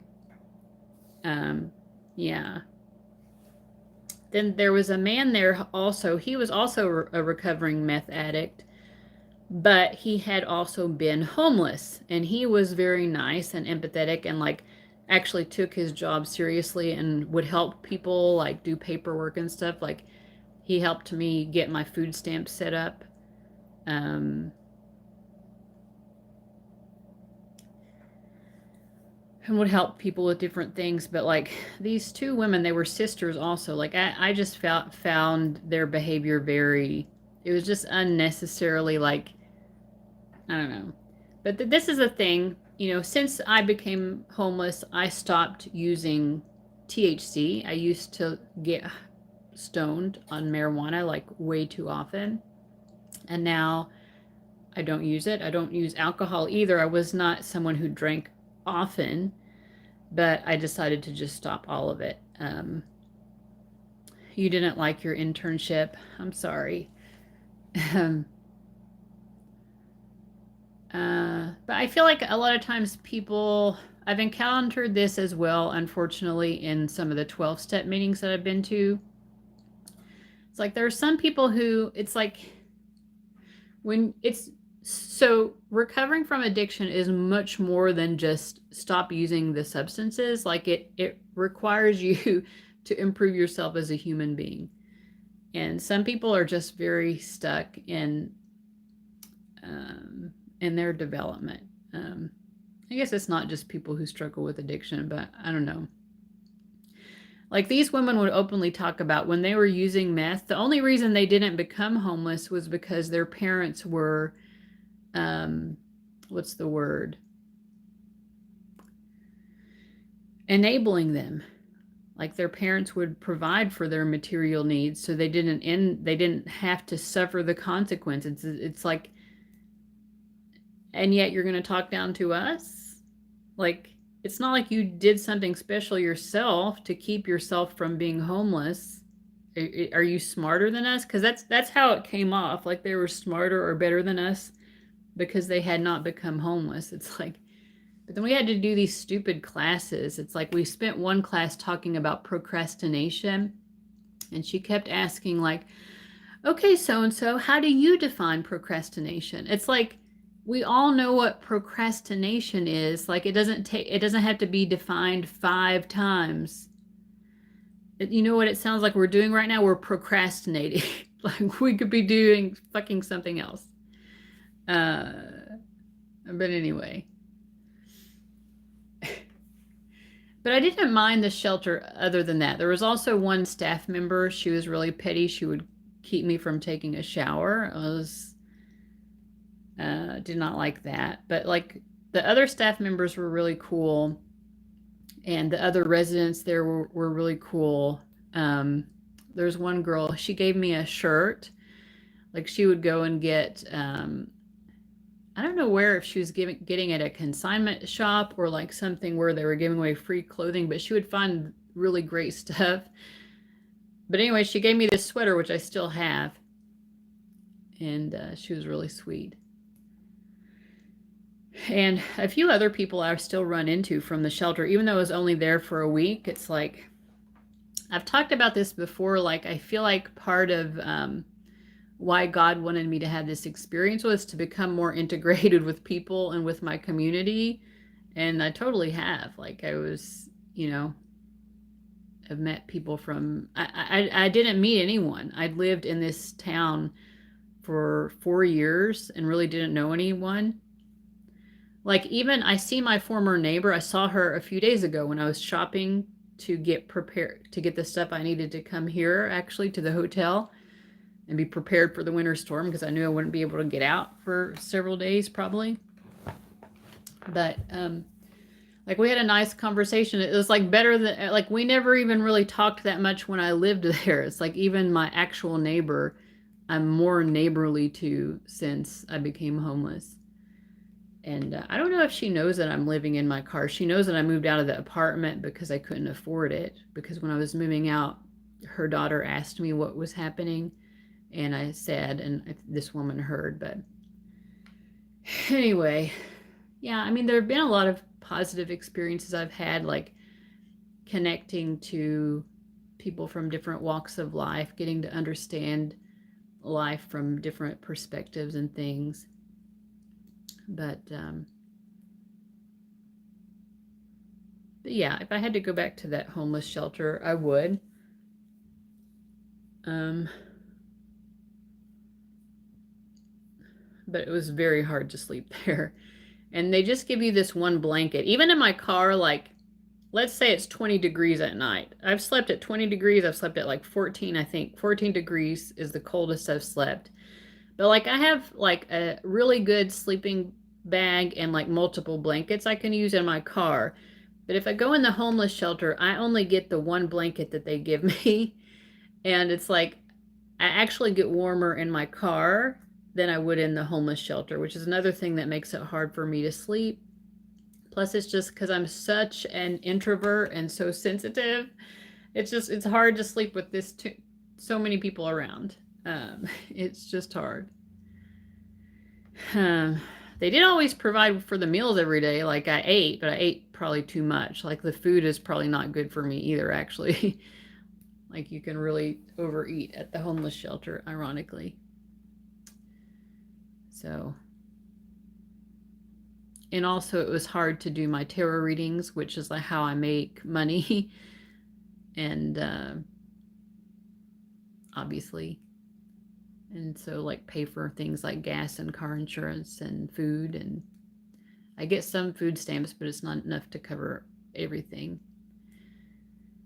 And also, after I left the homeless shelter, I got a Planet Fitness membership. And that's where I take my showers. And also I work out there sometimes. But yeah, I did not have very much money. Like when I started my Planet Fitness membership, they had, at the time you could do a $0 down payment if you got the Black Card membership, which is $26. Or you could do $50 down payment and get the one that's $15 a month. My upfront money I didn't have a lot of money, so I'm like, okay, the upfront costs of doing the Black Card membership was actually easier for me, like the door to entry. And I'm like, I need a place to shower, so I only had to pay $26 to get started on that versus what, $65 to get started if I wanted the cheaper month to month. Plus the one that's more expensive is like kind of more convenient because you can go to any Planet Fitness. And I have gone to different ones because the town I live in is kind of a suburb of a bigger city that I have slept in before because I sleep in my car, so I'm mobile. And they have multiple Planet Fitnesses there. So that's convenient. And also you can use the like, I haven't used any of this lately, but you know, the massage chairs and stuff like that. The thing that I have used recently, because it's been cold, is a little seating area. They have a nice comfy seating area at my Planet Fitness. It's like these 2 comfy couches. And so I'll sit there sometimes in the morning and drink my coffee before I do my workout and take a shower. It's like gives me a little time to be in a warmer place. And then there's always the library.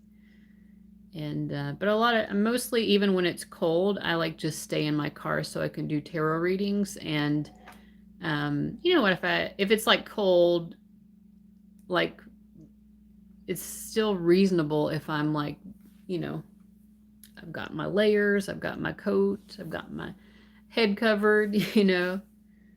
I've got blankets to put on my legs, and you know. So it makes me think about how people have lived through the years, you know, like people didn't always have like central air and heat and like temperature controlled environments. Like even when I was a kid, like it was harder during dealing with the elements. I grew up in the 80s. I was born in 1980. Like I remember the summers were hot, you know, like we had at my mama and papa's house, for instance, we had like a window air conditioner. And like sometimes you would not even have an air conditioner. It was just fans. You know what I mean? Like I think my mom and my sister and I lived in a trailer. I don't remember us having air conditioning there. I think maybe we just had fans there. I mean, I could be wrong. Oh, you hung out at the library a lot when you were unemployed and had a girlfriend. We had dates there. That's cute. There's a place that offers free meals on Fridays, and it's like a spiritual service. And there was a guy I was talking to for a while, and I asked him if he wanted to go there with me sometime as a date, because they serve a meal. It's very sweet. Like they come around and actually serve you like it's a restaurant. I mean, it's like, you know, it's usually like pasta and salad. It's like on a paper plate. So when I say serve you at a restaurant, I just mean the fact that they come around. But it's really sweet. And then they have, it's a different speaker every time, but like they're singing and, you know, it's like a Christian religious service. It's cute that I asked him. Yeah, I guess. It never ended up happening. And then, yeah, I don't want to talk about, yeah. Yeah, he kind of just disappeared. He was I met him at one of the 12-step meetings that I was going to, where it's like I never really felt like I fit in at the 12-step meetings because I'm a pothead. And I don't know. There were some people there who were kind of petty and like kind of bullyish about that. Like I don't know. It was just like, I'm sorry, it's hard for me not to use, and I need to not use. So, but hello, Aurelia. I'm in a motel. You know, well, the car is okay. I have gotten used to it. You know, like a lot of people do the van life thing. I think actually, eventually, when it gets warm again, I'm going to try to convert my van to make it a little bit more easy for me. Like right now, I just have like a mattress topper laying on top of my back 2 rows of seats. If I take out the seats, there's so much square footage that is just taken up by those seats. And I could just arrange things differently to have like my own toilet. That would be nice. Like one of those camping compost toilets. And also, yeah, I mean, I think I could make it a better living space, but I like the minimalism of it. Yes, it has been an anxious experience along the way, but like I've kind of gotten used to it now. But yeah, this week with the winter storm, I needed to be indoors. So I'm also glad that I am indoors, but I'm not in a home. I'm in a motel. Anything can be a home. Like motels are homes to a lot of people. My car is my home. But I appreciate that, Aurelia, that you're thinking of me and are concerned. But I'm doing well. Anyway, yeah, this guy, I met him at a 12-step meeting, and I knew he was going to a rehab facility, and like a lot of people from that rehab would come to these 12-step meetings. I knew he was getting out. Like, he had asked for my phone number. He even called me once. He was not supposed to have his phone at the rehab, but he called me once for like 2 minutes, like the day after he asked for my phone number. And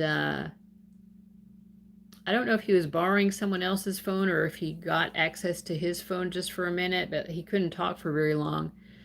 But like, I thought the way he was talking is like, when I get out of rehab, then I'll have a phone, and I assumed he would be calling me, but things were kind of awkward between us towards the end, and I don't know, like we did hook up.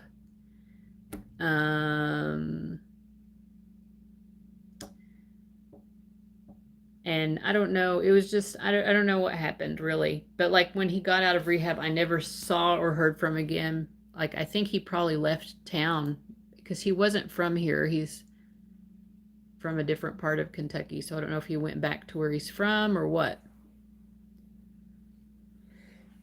Yeah, Sagittarians, we are always finding that silver lining. Of course, my moon is in Capricorn, so I keep balanced with the pessimism as well. I've got the Eeyore, I've got the Eeyore side of it as well. Oh. Yeah, I guess that's what keeps my head above water, is like being able to find the silver lining. But I do, like, I look for the spiritual lesson. That's another Sagittarius thing. Well, not all Sagittarians are spiritual, but like for those who are, looking for that, what's the lesson? What am I supposed to be learning from this experience? I look for that. You have Venus in Capricorn. Yeah, there's a tarot reader called Capricorn Venus, who I like. I like her videos. But yeah, Venus in Capricorn.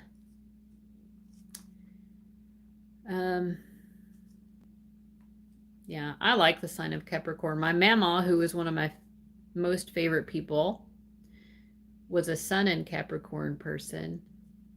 And she was like the matriarch she was the oldest of her brothers and sisters.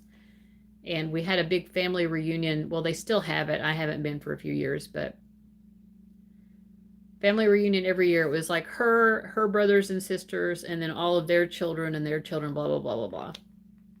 But she was the matriarch, being the oldest sister, and I don't think the reunion has been the same since she passed away, and that was in 2009. So it's been a long time now, but it was something that she looked forward to every year, and she's kind of the cornerstone, which is, I think, Capricorn vibes. Being a matriarch, being the cornerstone of the family, being the eldest, and, there's a certain kind of respect that she had. But she was just such a loving, wonderful person. Kind of silly. I don't think the silly came from her Capricornness necessarily, but you don't like dating Capricorns. Well, this guy that I was talking about, like, he got out of the rehab and then he ghosted me. He was like so many different types of Taurus. He was like Sun, Mars, Venus, maybe Mercury as well. Like, he was just like so much Taurus. But the way that he dressed was kind of flashy, like a Leo. I don't know what time he was born or whatever, so maybe he has Leo rising or something, but Moon maybe also. Like, he had like a lot of Taurus. It was like so much Taurus energy. But he was not Taurus, or maybe he was, I don't know, like when it came to like, so a couple of months maybe, I just barely knew him. I had met him a couple of times at the meetings, and I was attracted to him, but I didn't think he was attracted to me. So when I sense that about someone, I'm like, okay, I'm attracted to them, but they're not attracted to me, so I'm just kind of like going to put that to the side. I don't like to invest a lot of emotional energy if I don't feel that the other person is feeling the same. So that's what I had done to him. And then one day I came in and I had just gotten my hair cut, and I saw him look at me, and he had this like look of like, just, he almost looked angry. And later I did a tarot reading asking like, what, is he mad at me or something? And I got the devil card and maybe also the Ace of Wands, but I was just like, no, he's like lusting after you. And I was like, really, tarot? I'm not sure. Like, we'll see how this pans out. But later on, he got the opportunity to like hit on me. He was like kissing my neck and like touching my knee and stuff. And I was like, okay. And then later on, we hooked up, you know, so, which was stupid. And then he got out of rehab and he just disappeared. But anyway. Hello, Rhoda. And I have to catapult out of that conversation. All right, Rhoda. What advice do my guides or spirit guides have for me for the rest of this week? Hey. Well, I don't think he's a bad person, but yeah, I don't know that it was really going to go anywhere. And I would have preferred to have a relationship or something, and I guess that's not what he wanted. And then I encountered another guy recently who also was kind of the same. It's like, I don't know why I'm encountering this so much lately. It's more romantic attention than I've gotten in years, what I've had the past year, but it's also like, why are they all kind of being dogs? You know what I mean? I'm having a good day today. I hope you are, Rhoda. I'm going to give you the cards a good shuffle before I start the timer.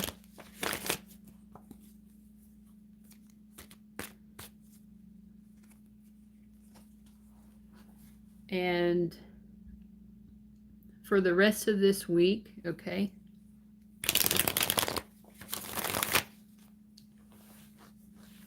Okay, let me start the timer here. So what advice do Rhoda's spirit guides have for her for the rest of this week? Okay, so we have the Five of Swords, the Three of Cups reversed, and the Eight of Pentacles. I kind of feel like they're saying it's okay to, I mean, the Three of Cups is about socializing, but it's in reversed. I feel like it's like saying it's okay to sacrifice social time in order to focus on other things, maybe on your work or your hobbies. But it's like, if you're not feeling like socializing or whatever, it's like, it's okay. I mean, they're just giving you a green light to do that.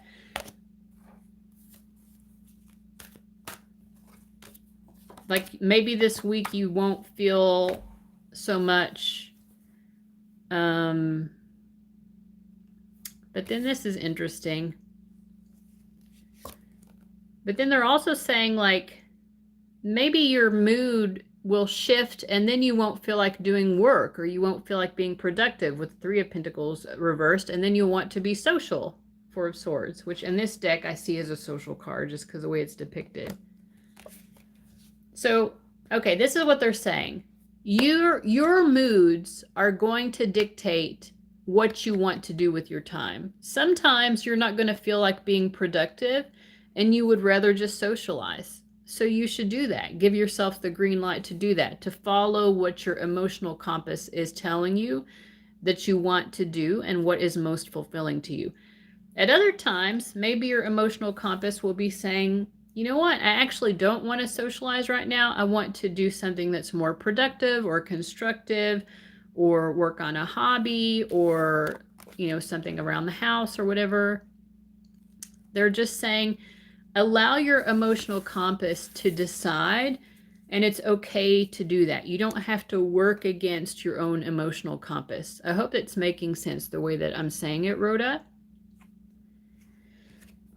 They're saying, like, the more that you do that, the more you're getting in touch with your inner peace and trusting your natural instincts. Your instincts are correct. Your emotional instincts are correct. So if it's like, it's not a productive day today and that's not what I feel like doing, that's okay. All right. So I'm glad that that's making sense. And I guess you're asking for guidance for the week, and so that maybe is something that's going to come up this week, but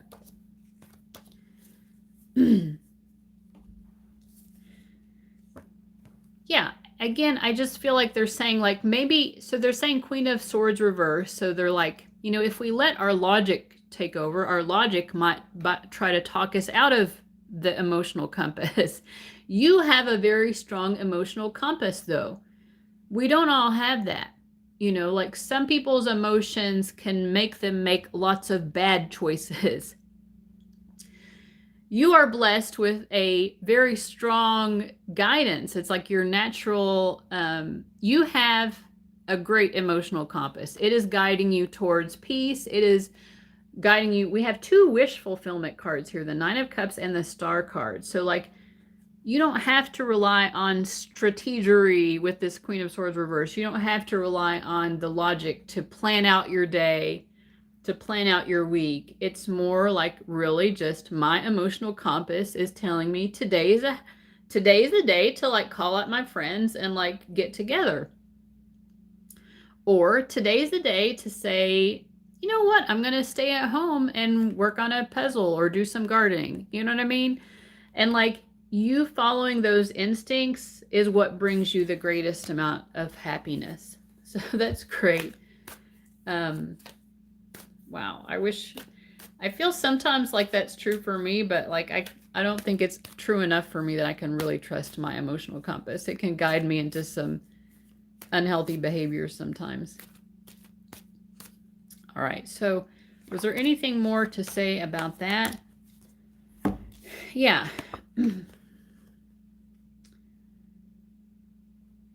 I think that they're telling you like to really enjoy it. So when your emotional compass tells you to do something that maybe feels like relaxing,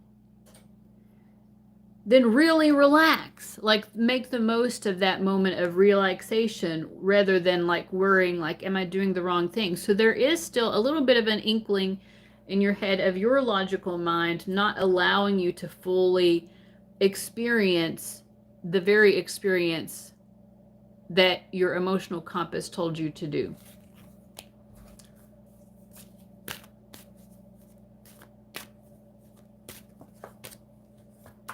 So they just want you to get the most out of the experience. If you decide today is a day I'm going to be working on puzzles, I really like working puzzles or whatever it is, like, then just enjoy the heck out of doing that, right? Because that's what your emotional compass is telling you to do. All right, so that's all that they had to say about that. What else does she need to know about? Any other messages for her for this week?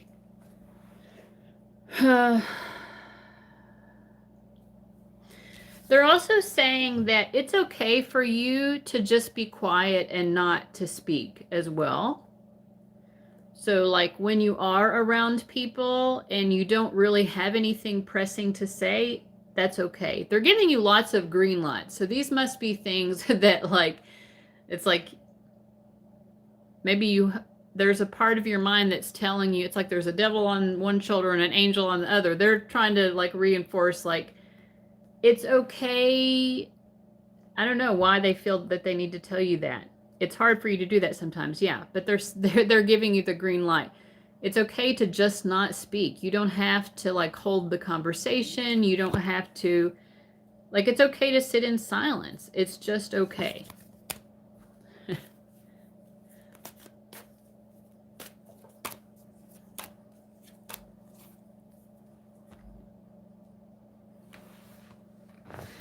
And they're saying like the reason it's okay is because it's okay to be you. That like to be you is enough. It's enough for you to be you. And even when you're around people, like just being present is also enough. Right? Good. Just being present. You are bringing a light into the room and into the experience just by being there. Like that is enough.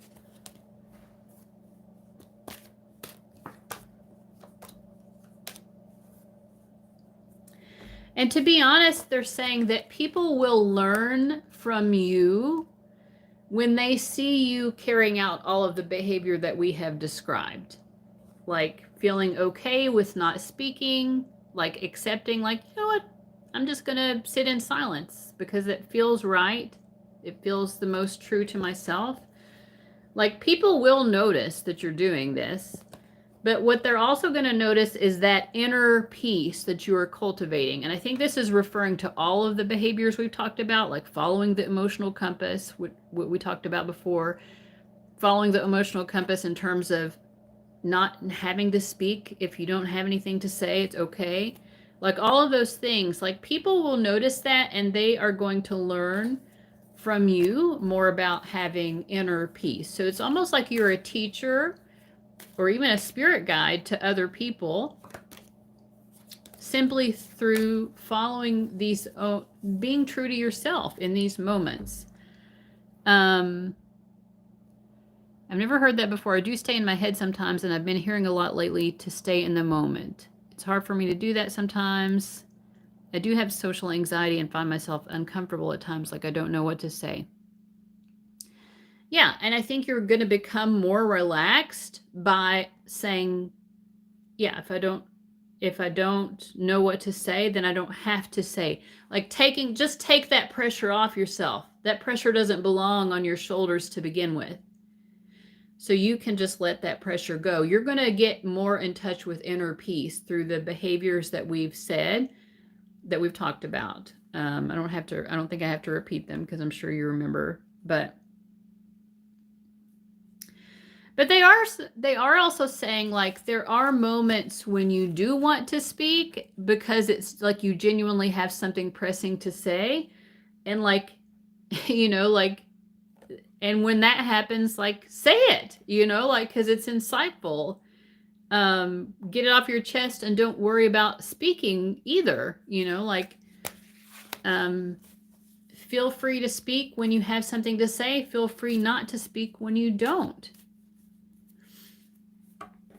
Okay, so we've got like 20 seconds left. It's a very interesting reading. I'm glad it seems like it's helping and resonating.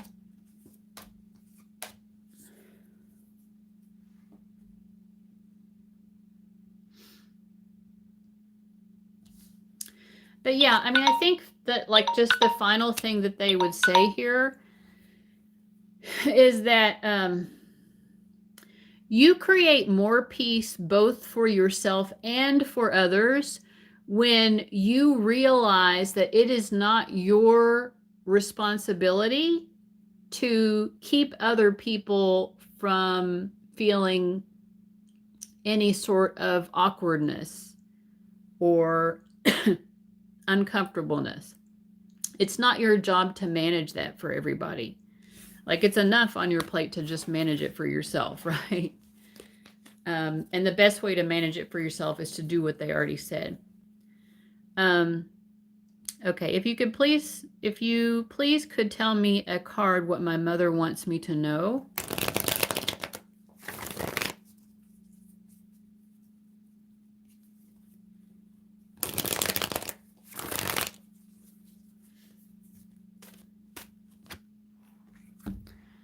Well, she wants you to know that she loves you, and that you make her happy, and that she feels loved by you as well.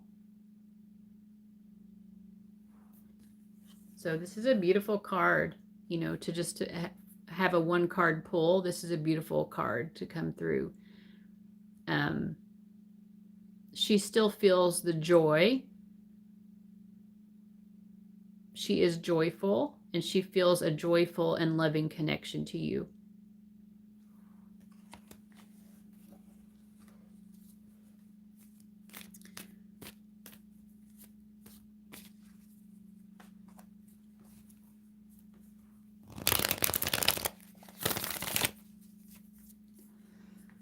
Okay.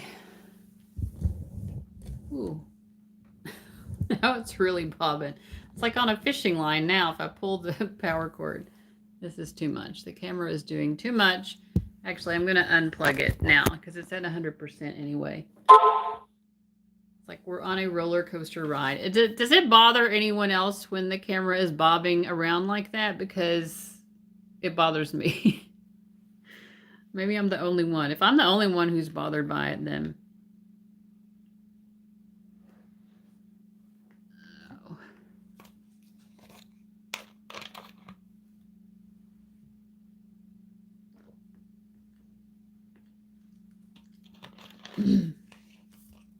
You think it's fun?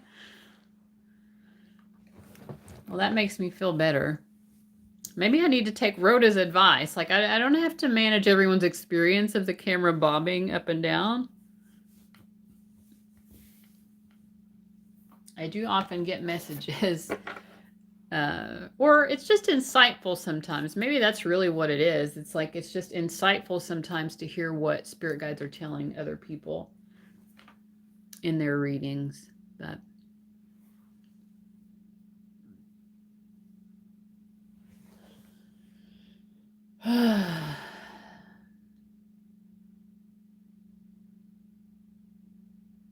well, anyway, we never ended up having a date at the mission where they give the meals and serve you. It never ended up happening, although I did suggest it. And then he disappeared. But then there was a guy that I met a few weeks ago at that place. I hadn't been in a while to that mission service on Friday nights. And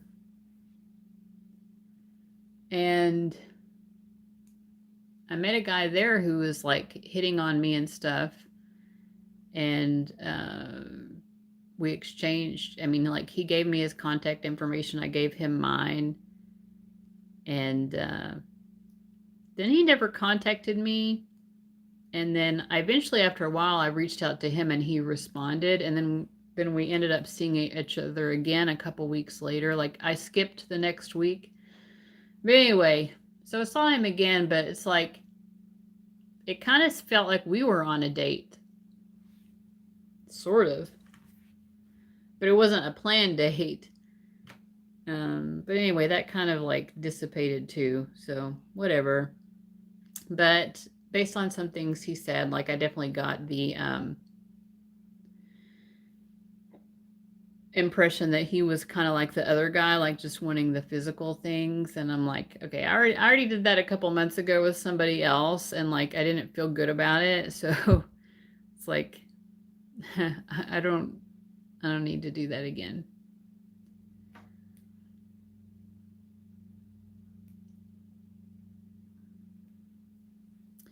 Thank you, historiography. That is very kind of you.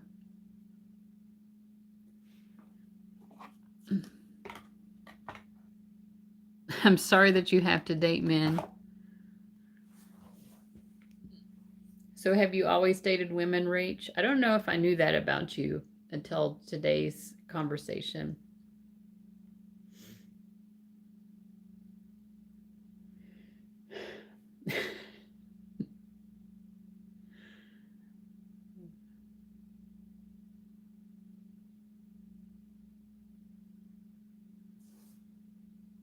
You used to be boy crazy.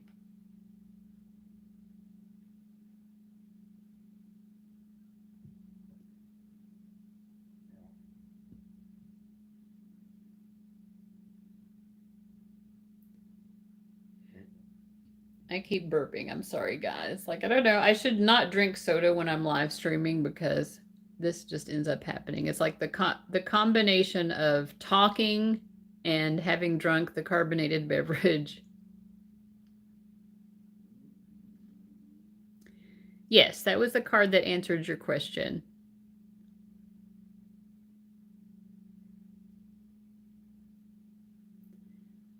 You were mad when you figured it out. So what happened? You just happened to meet the right woman and then all of a sudden you understood or something like that?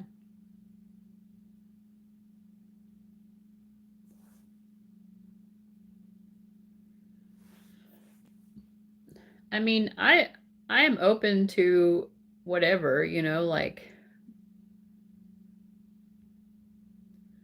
I don't know. Like at this point, I just kind of like, I understand being single. So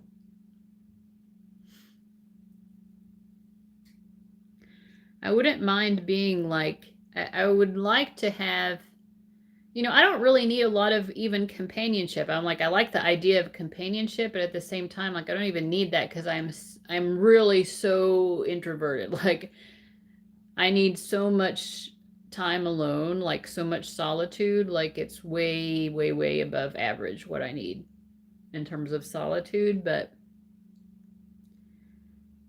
it's like I like to have like a partnership with someone, like we're in a team effort, like we're in it together. That might be nice, but at the same time, like I'm so independent and used to doing everything myself. So like, do I need that? Like, yeah, it would be nice, but like also if I got together with the wrong person, it could be like I'm wasting too much of my energy like doing for them. Like actually there was a guy this past year, a third guy other than the two that I mentioned, where it was a lot of that, like me doing for him. And it's like, this is not helping. This is not a team effort. I kind of knew in college, then I knew when I went abroad in grad school. I don't have a strong emotional connection with men or high tolerance. Yeah. I mean, I feel like I do have a strong emotional connection with men. And I can tolerate, I mean, I like men. I mean, it's just, yeah, men kind of do stupid things, and it's like the same kind of stupid things that you experience over and over. Um, I mean, if I met the right woman, maybe it would make sense. Like I said, I'm open to that. There have been a couple times that I've had crushes on women, but I don't know. It's like much more rare that I feel that way. And it would just be, I guess I would just have to be the right person. You know what I mean? Maybe I should say that across the board. Like, why is it that I have higher standards for it being the right person if it's a woman than if it's a man? Now it's just occurred to me. Hmm. Exactly. You are a sweet soul and a nice lady. Thank you. I try.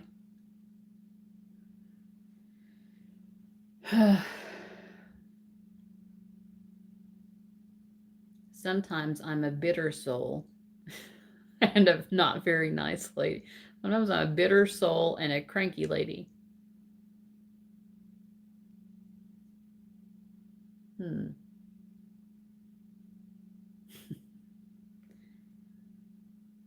Yes, there's much to ponder, but I think the solution in the meantime is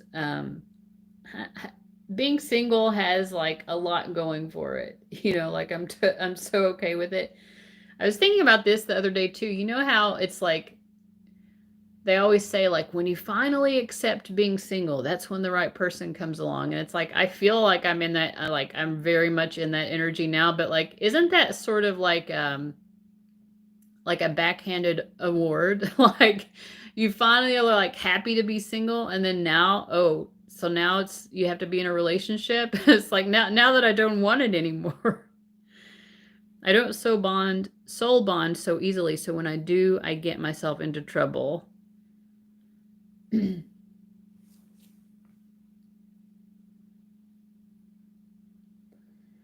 I will say this, before this last guy, I mean, I know it didn't work out, but it's like maybe I learned more about myself in the process. But like had watched this, uh, what are they called? Subliminals about like finding the right person.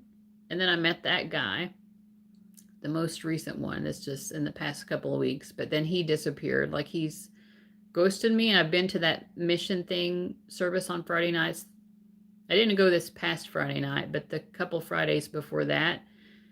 And he wasn't there.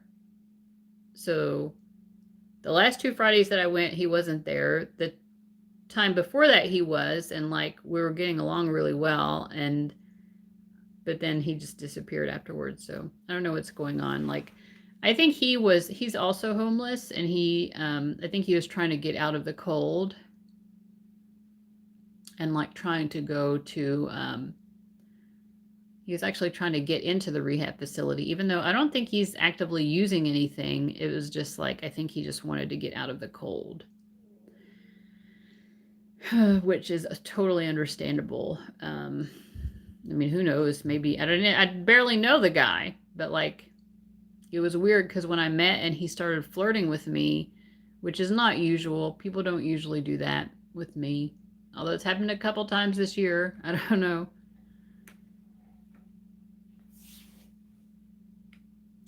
Maybe I'm too easily flattered. I think this is it. Like back to the astrology, my 7th house cusp is in Leo, so it's like I'm too easily flattered.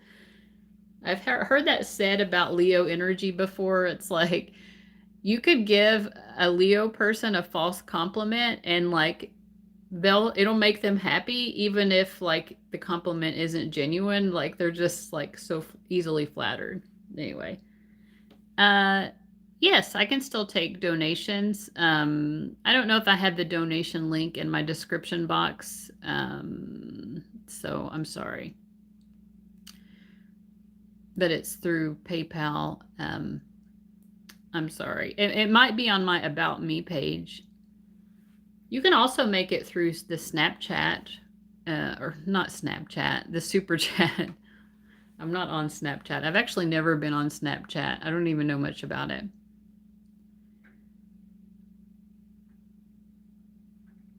What makes me sweet?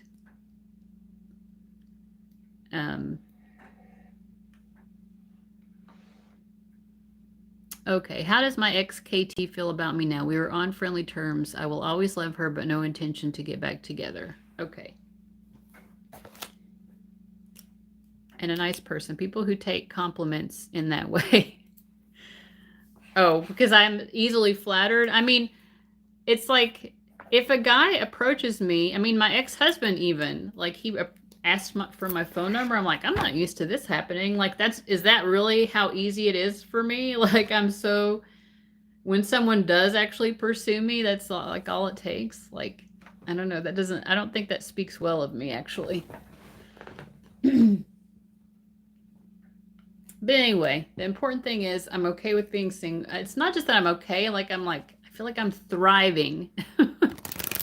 And it's like I'm realizing that it's my thriving. Yeah, you're the same way. I think you've said that before. I'm interested in hearing how things turn out with this guy that you were talking about earlier. All right, Rach, I'm doing a good shuffle for you as well. And I don't think there's anything wrong with being curious about how an ex feels. I don't think your spirit guides are going to be mad at you over that. All right, so how is KT feeling about Rach?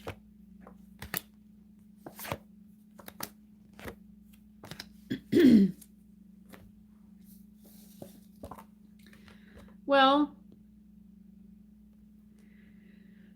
so KT is the 4 of Swords. You're the 9 of Pentacles. There's the Ace of Cups. I think she feels positive about you, but I do think she also feels kind of like just good about her life right now and where her life is. You know, she feels at peace. I think she still sees you as a friend. Like, even if the two of you are not talking that much, like she considers you to be a friend in the bigger sense of the word, I think. You know, she has love for you. I think she feels like the two of you had the experience that you were meant to have. It's not something that you need to revisit with the Death card reversed. It's not... She doesn't want to go in reverse. I think she wants to keep moving forward. She sees what the two of you had as a valuable experience, you know, something that enriched her life with this Sun card. She feels like the experience enriched her life, you know, and she's glad, she's appreciative.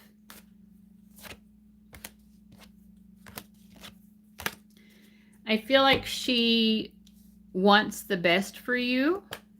as well. And she feels like you also want the best for her. She does feel like it. I will just have to we'll have to re-emphasize that she does feel like this was a valuable relationship, that her life could not reach its full potential without having known you and having had the experience that the two of you have had.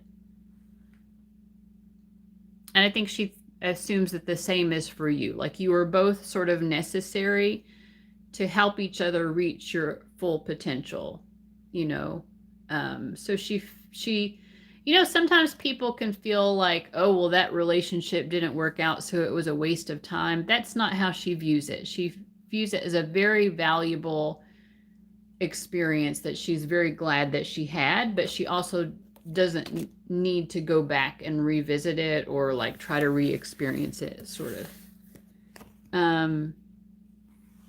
Okay, so I don't know if you had any other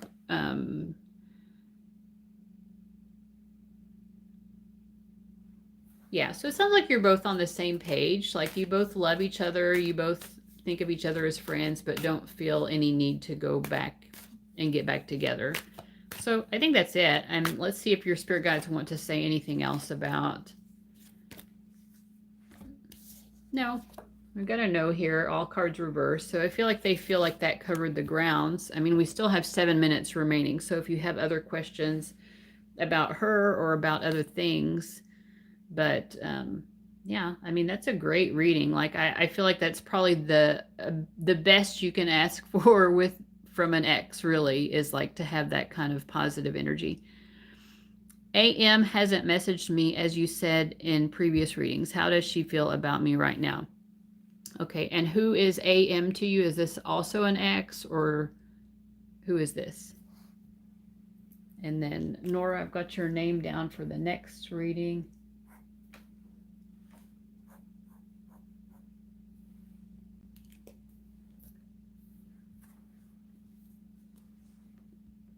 How does AM feel about, is this another like romantic connection, or I don't know why, but I forget so much of what I've told people in readings. Sometimes I will remember things, but like, it's just like my brain usually just clears it out. A professional acquaintance I asked to work with me, but I have a crush on. Okay. Okay, how does AM feel?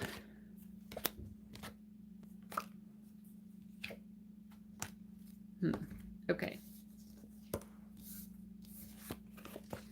So I pulled a clarifier. So I've got 2 cards to represent her here. And then there's the shared energy, which is the King of Wands. And then your energy, which is the Lovers, which is showing that you're super into her in a romantic way. I don't know. It's hard for me to say from her cards if she feels this as a romantic attraction or not. A lot of times the 2 of Wands will indicate that, but I was not sure. Like, I do feel like she, so does she feel romantically about you or no? Okay, so I'm getting a yes when I ask it specifically. And we've got a lot of fire here with the Strength card and the Queen of Wands. Yeah, it makes her feel good. We've got both the King and the Queen of Wands. But she likes, we were talking before about my feeling flattered. I think she feels flattered too by your attentions, whether it's romantic or not. Like, she likes having your attention. It makes her feel good about herself. She likes attention from you. She likes having your ear as well, even if it's about like the business stuff. But I kind of feel like with this Judgment card, it's almost like she also kind of likes, it's almost an arrogant, like, I like being able to brush you off. You see how she's like brushing her shoulder off? Like, I like the fact that it's almost like a royal, like, well, I love the fact that you're paying attention to me, but what makes me feel even better about myself is that I can brush you off despite it. I don't know how else to say it. It is kind of like egotistical or like hoity-toity.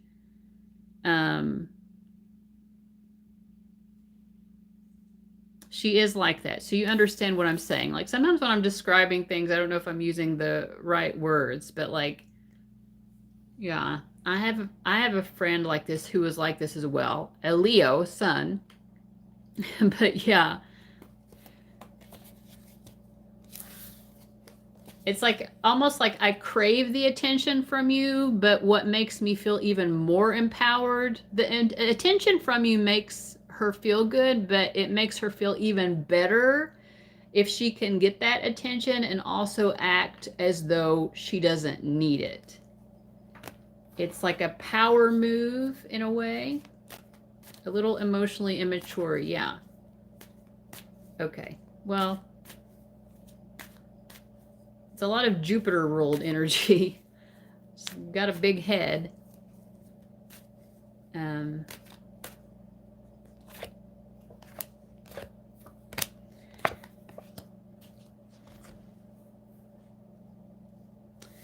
But yeah, I think that the reason she's pulled away, like she does,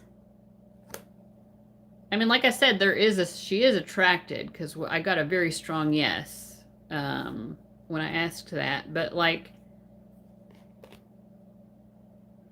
you know what I think part of it is? It's part of it is also fear. You know, she likes the attention, but she has a fear of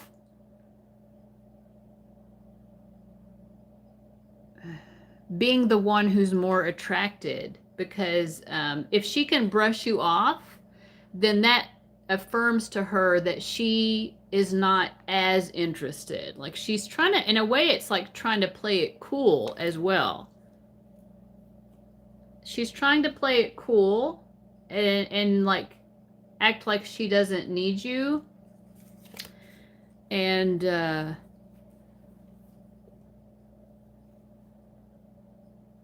I think she kind of feels too like, she's like, well, when I'm not around, Rach loses interest in me anyway.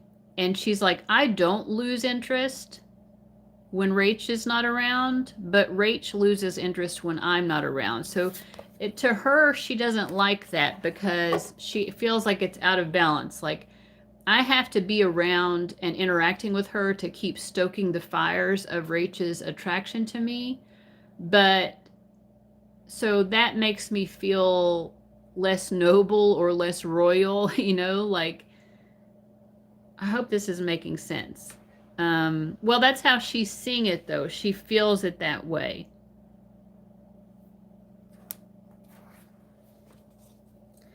But if she's the one who's removing herself, and that's the reason why she's not getting attention, then she still gets to feel like she's in control.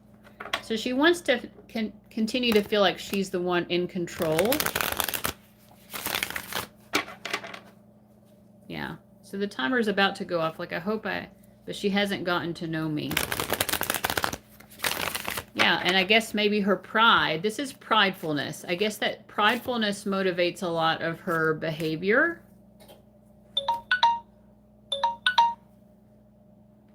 So anyway, I mean, I think the basic answer is she is super attracted to you, but she doesn't want to be the one who's more attracted, and that's why she's removing herself from the situation, because that's how she's reading it.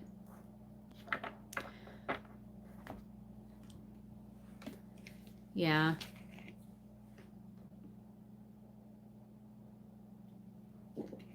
I mean, if you have a girlfriend, I can kind of see where she's coming from, too. I don't know if you've told her that or whatever, but, you know, she probably doesn't want to get super emotionally invested. All right. You're welcome, Rach. All right, Nora, I've got you next on the list.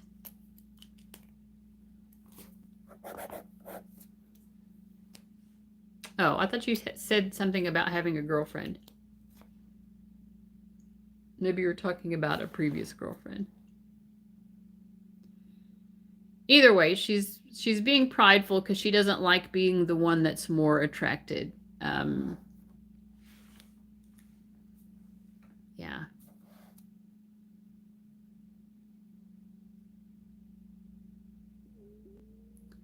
I think she prefers to be admired, to be the subject of admiration rather than the other way around. But like the way her attraction to you is coming through, it's like she kind of puts you on a pedestal, but like that again, like that doesn't allow her to feel that she wants to feel on the pedestal. She doesn't want to be putting someone else on a pedestal. You know, everyone's different. Like a lot of people, they love, you know, putting someone on a pedestal and having someone to admire. Like it's like, oh, wonderful that I met this great person. But I think she wants to be the great person who's put on the pedestal. In case, I'm not going to beat a dead horse here, but all right, Nora. Your question is, what will yeah, well, that's good. Okay. All right, Nora, what will be the outcome if I ask my boss that I want to move with him? I don't feel comfortable asking him, but I'm not sure I'll like the new boss. Okay. So it sounds like your boss is moving maybe to a different department or something, and you want to go to the new department that he is going to, because you're not sure you'll like the new boss that replaces him. Are you here, Nora? I think for you, the Rider Waite wants to come out.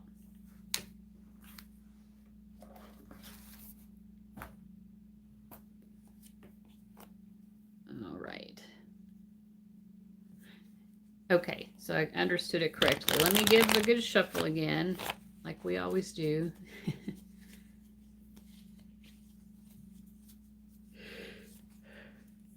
This is nice. It kind of feels like having a slumber party. I don't know. I guess it's just being indoors. Because people don't have slumber parties in cars.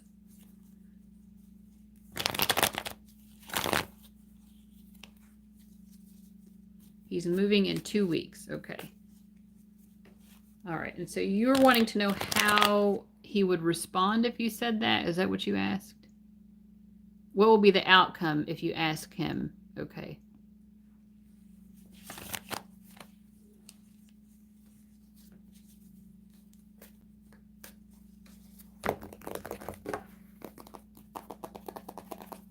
Okay. What will be the outcome if she asks him? It'll make him happy.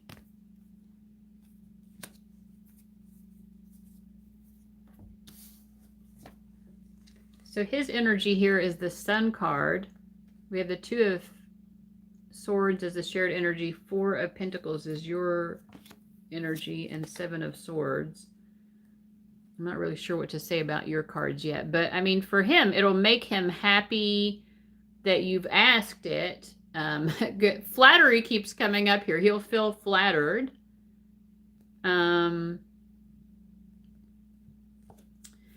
I feel like, you know, you're asking what will be the outcome of you saying this. I think that you will feel like you're gaining some sort of insight from the conversation. The conversation will make you feel like you have gathered information. I have more information than I had before. Like, it's almost like it gives you more of a sense that you know what's going to happen.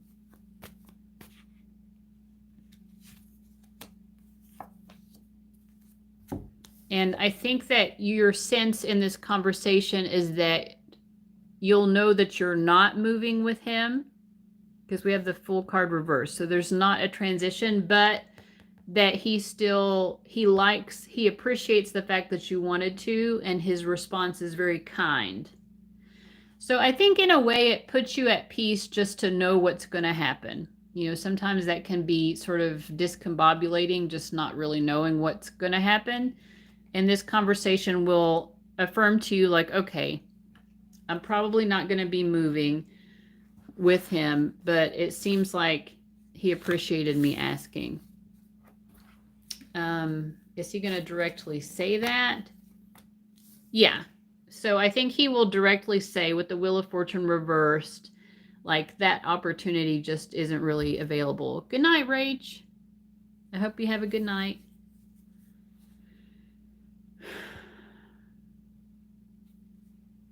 So yeah, I mean, that's the outcome is that, but he's going to be nice. And I think it's, I mean, the Two of Swords was the shared energy. It's going to be a peaceful, I don't think the conversation is going to upset you, but it does kind of give you the preparation you need to take whatever actions necessary. You know, it's like you kind of know what hand you're playing with based on this conversation, that you're not going to be able to move. So you kind of have to make the most of the situation for what it is.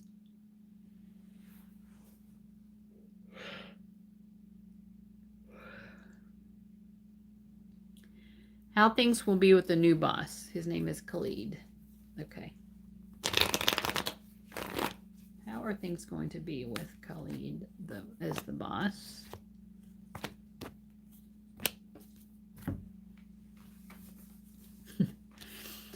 Well, okay.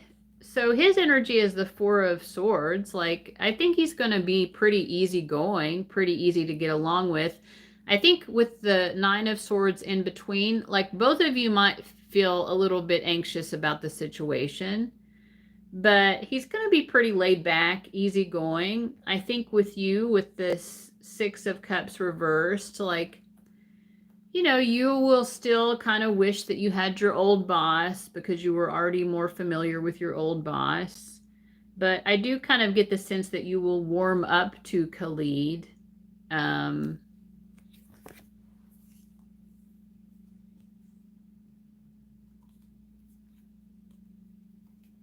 Yeah, I don't think you're going to like him as much as the previous boss, but it's not because he's an a-hole or anything like that. Like, I do feel like he has basically a relaxed, easygoing energy, but it's just like, I preferred the other boss better. But there's nothing horrible about the experience, really.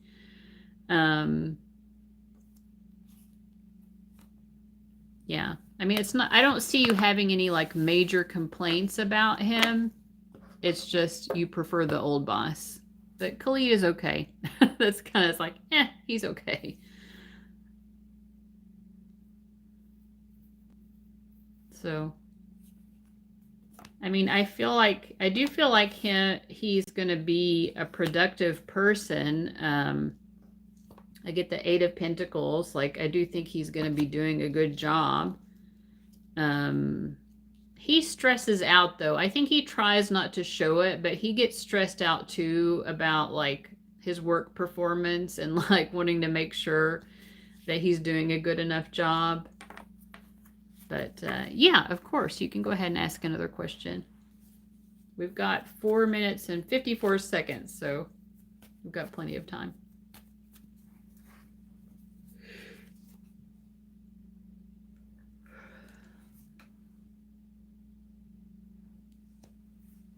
Yeah, this is the latest I've done a live stream.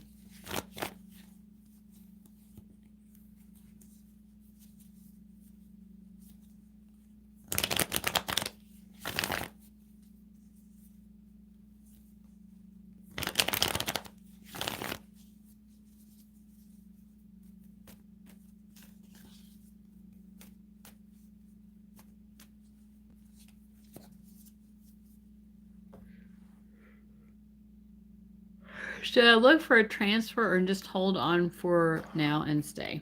Okay, so let's say one card for looking for a transfer and then another card for holding on now and staying. Well, these are both equally positive. You know, I would say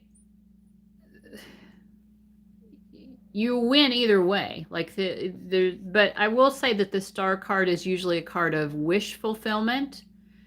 And that's the card that came up for looking for a transfer. So I think if you look for a transfer, you'll get a transfer that will bring about a wish fulfillment. But if you hold on for now and stay, I do see you still being pretty happy, you know, like the Temperance card is a positive energy. Like I see you making the most of it, being being more or less happy and definitely at peace. But I mean, I would say based on these cards, I would go with the star card myself, which would be to look for a transfer. Because it's just a card of wish fulfillment. So.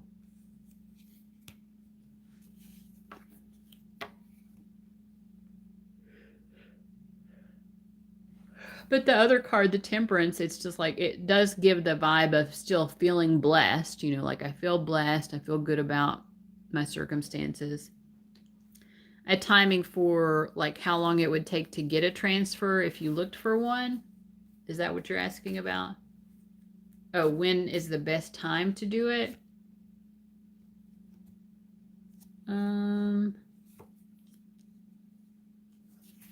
Okay, is there a best time to do it? I don't think that there is a best time to do it. It's like kind of like do it when you want to. Do you want to transfer now? If you want to transfer now, go ahead and look for a transfer now. Do it when you're ready to actually have a transfer happen, because I feel like you'll find one pretty quickly. So it's like, you know what I mean? If you're not wanting to transfer right now, then don't try to get one right now, because once you start looking for it, you'll be transferred pretty quickly after you start trying to. Does that make sense what I'm saying? You should start actively looking for a transfer when you're ready to make that leap, because the leap will happen pretty quickly. So it's kind of up to when you're ready to pounce. Are you ready to pounce, or you want to wait a little while? Like I said, both, if you do choose to wait a little while and you're not ready to pounce now, like things still seem to be going pretty well for you. So there's no urgency to pounce now. But look, when you're ready to pounce, pounce, you know, and you'll get what you want.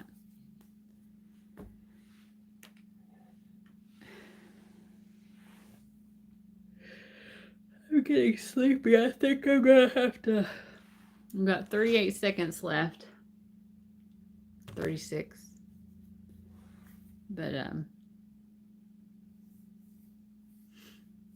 hope that was helpful, Nora. Wishing you the best with all of it. It looks like it's going to be a great outcome no matter what you decide to do.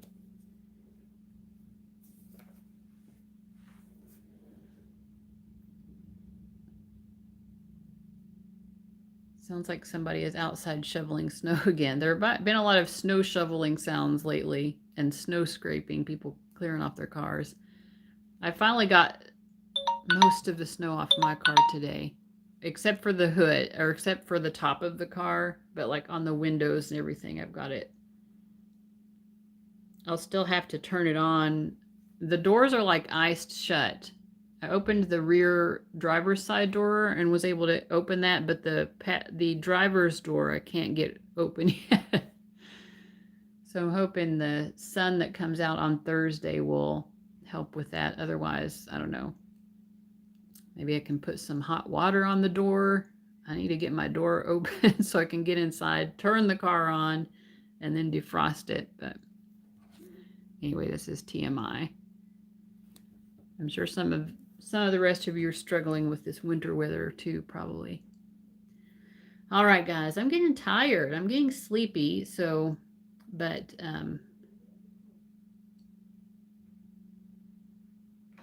thank you guys for showing up. I'll see you again. Bye-bye.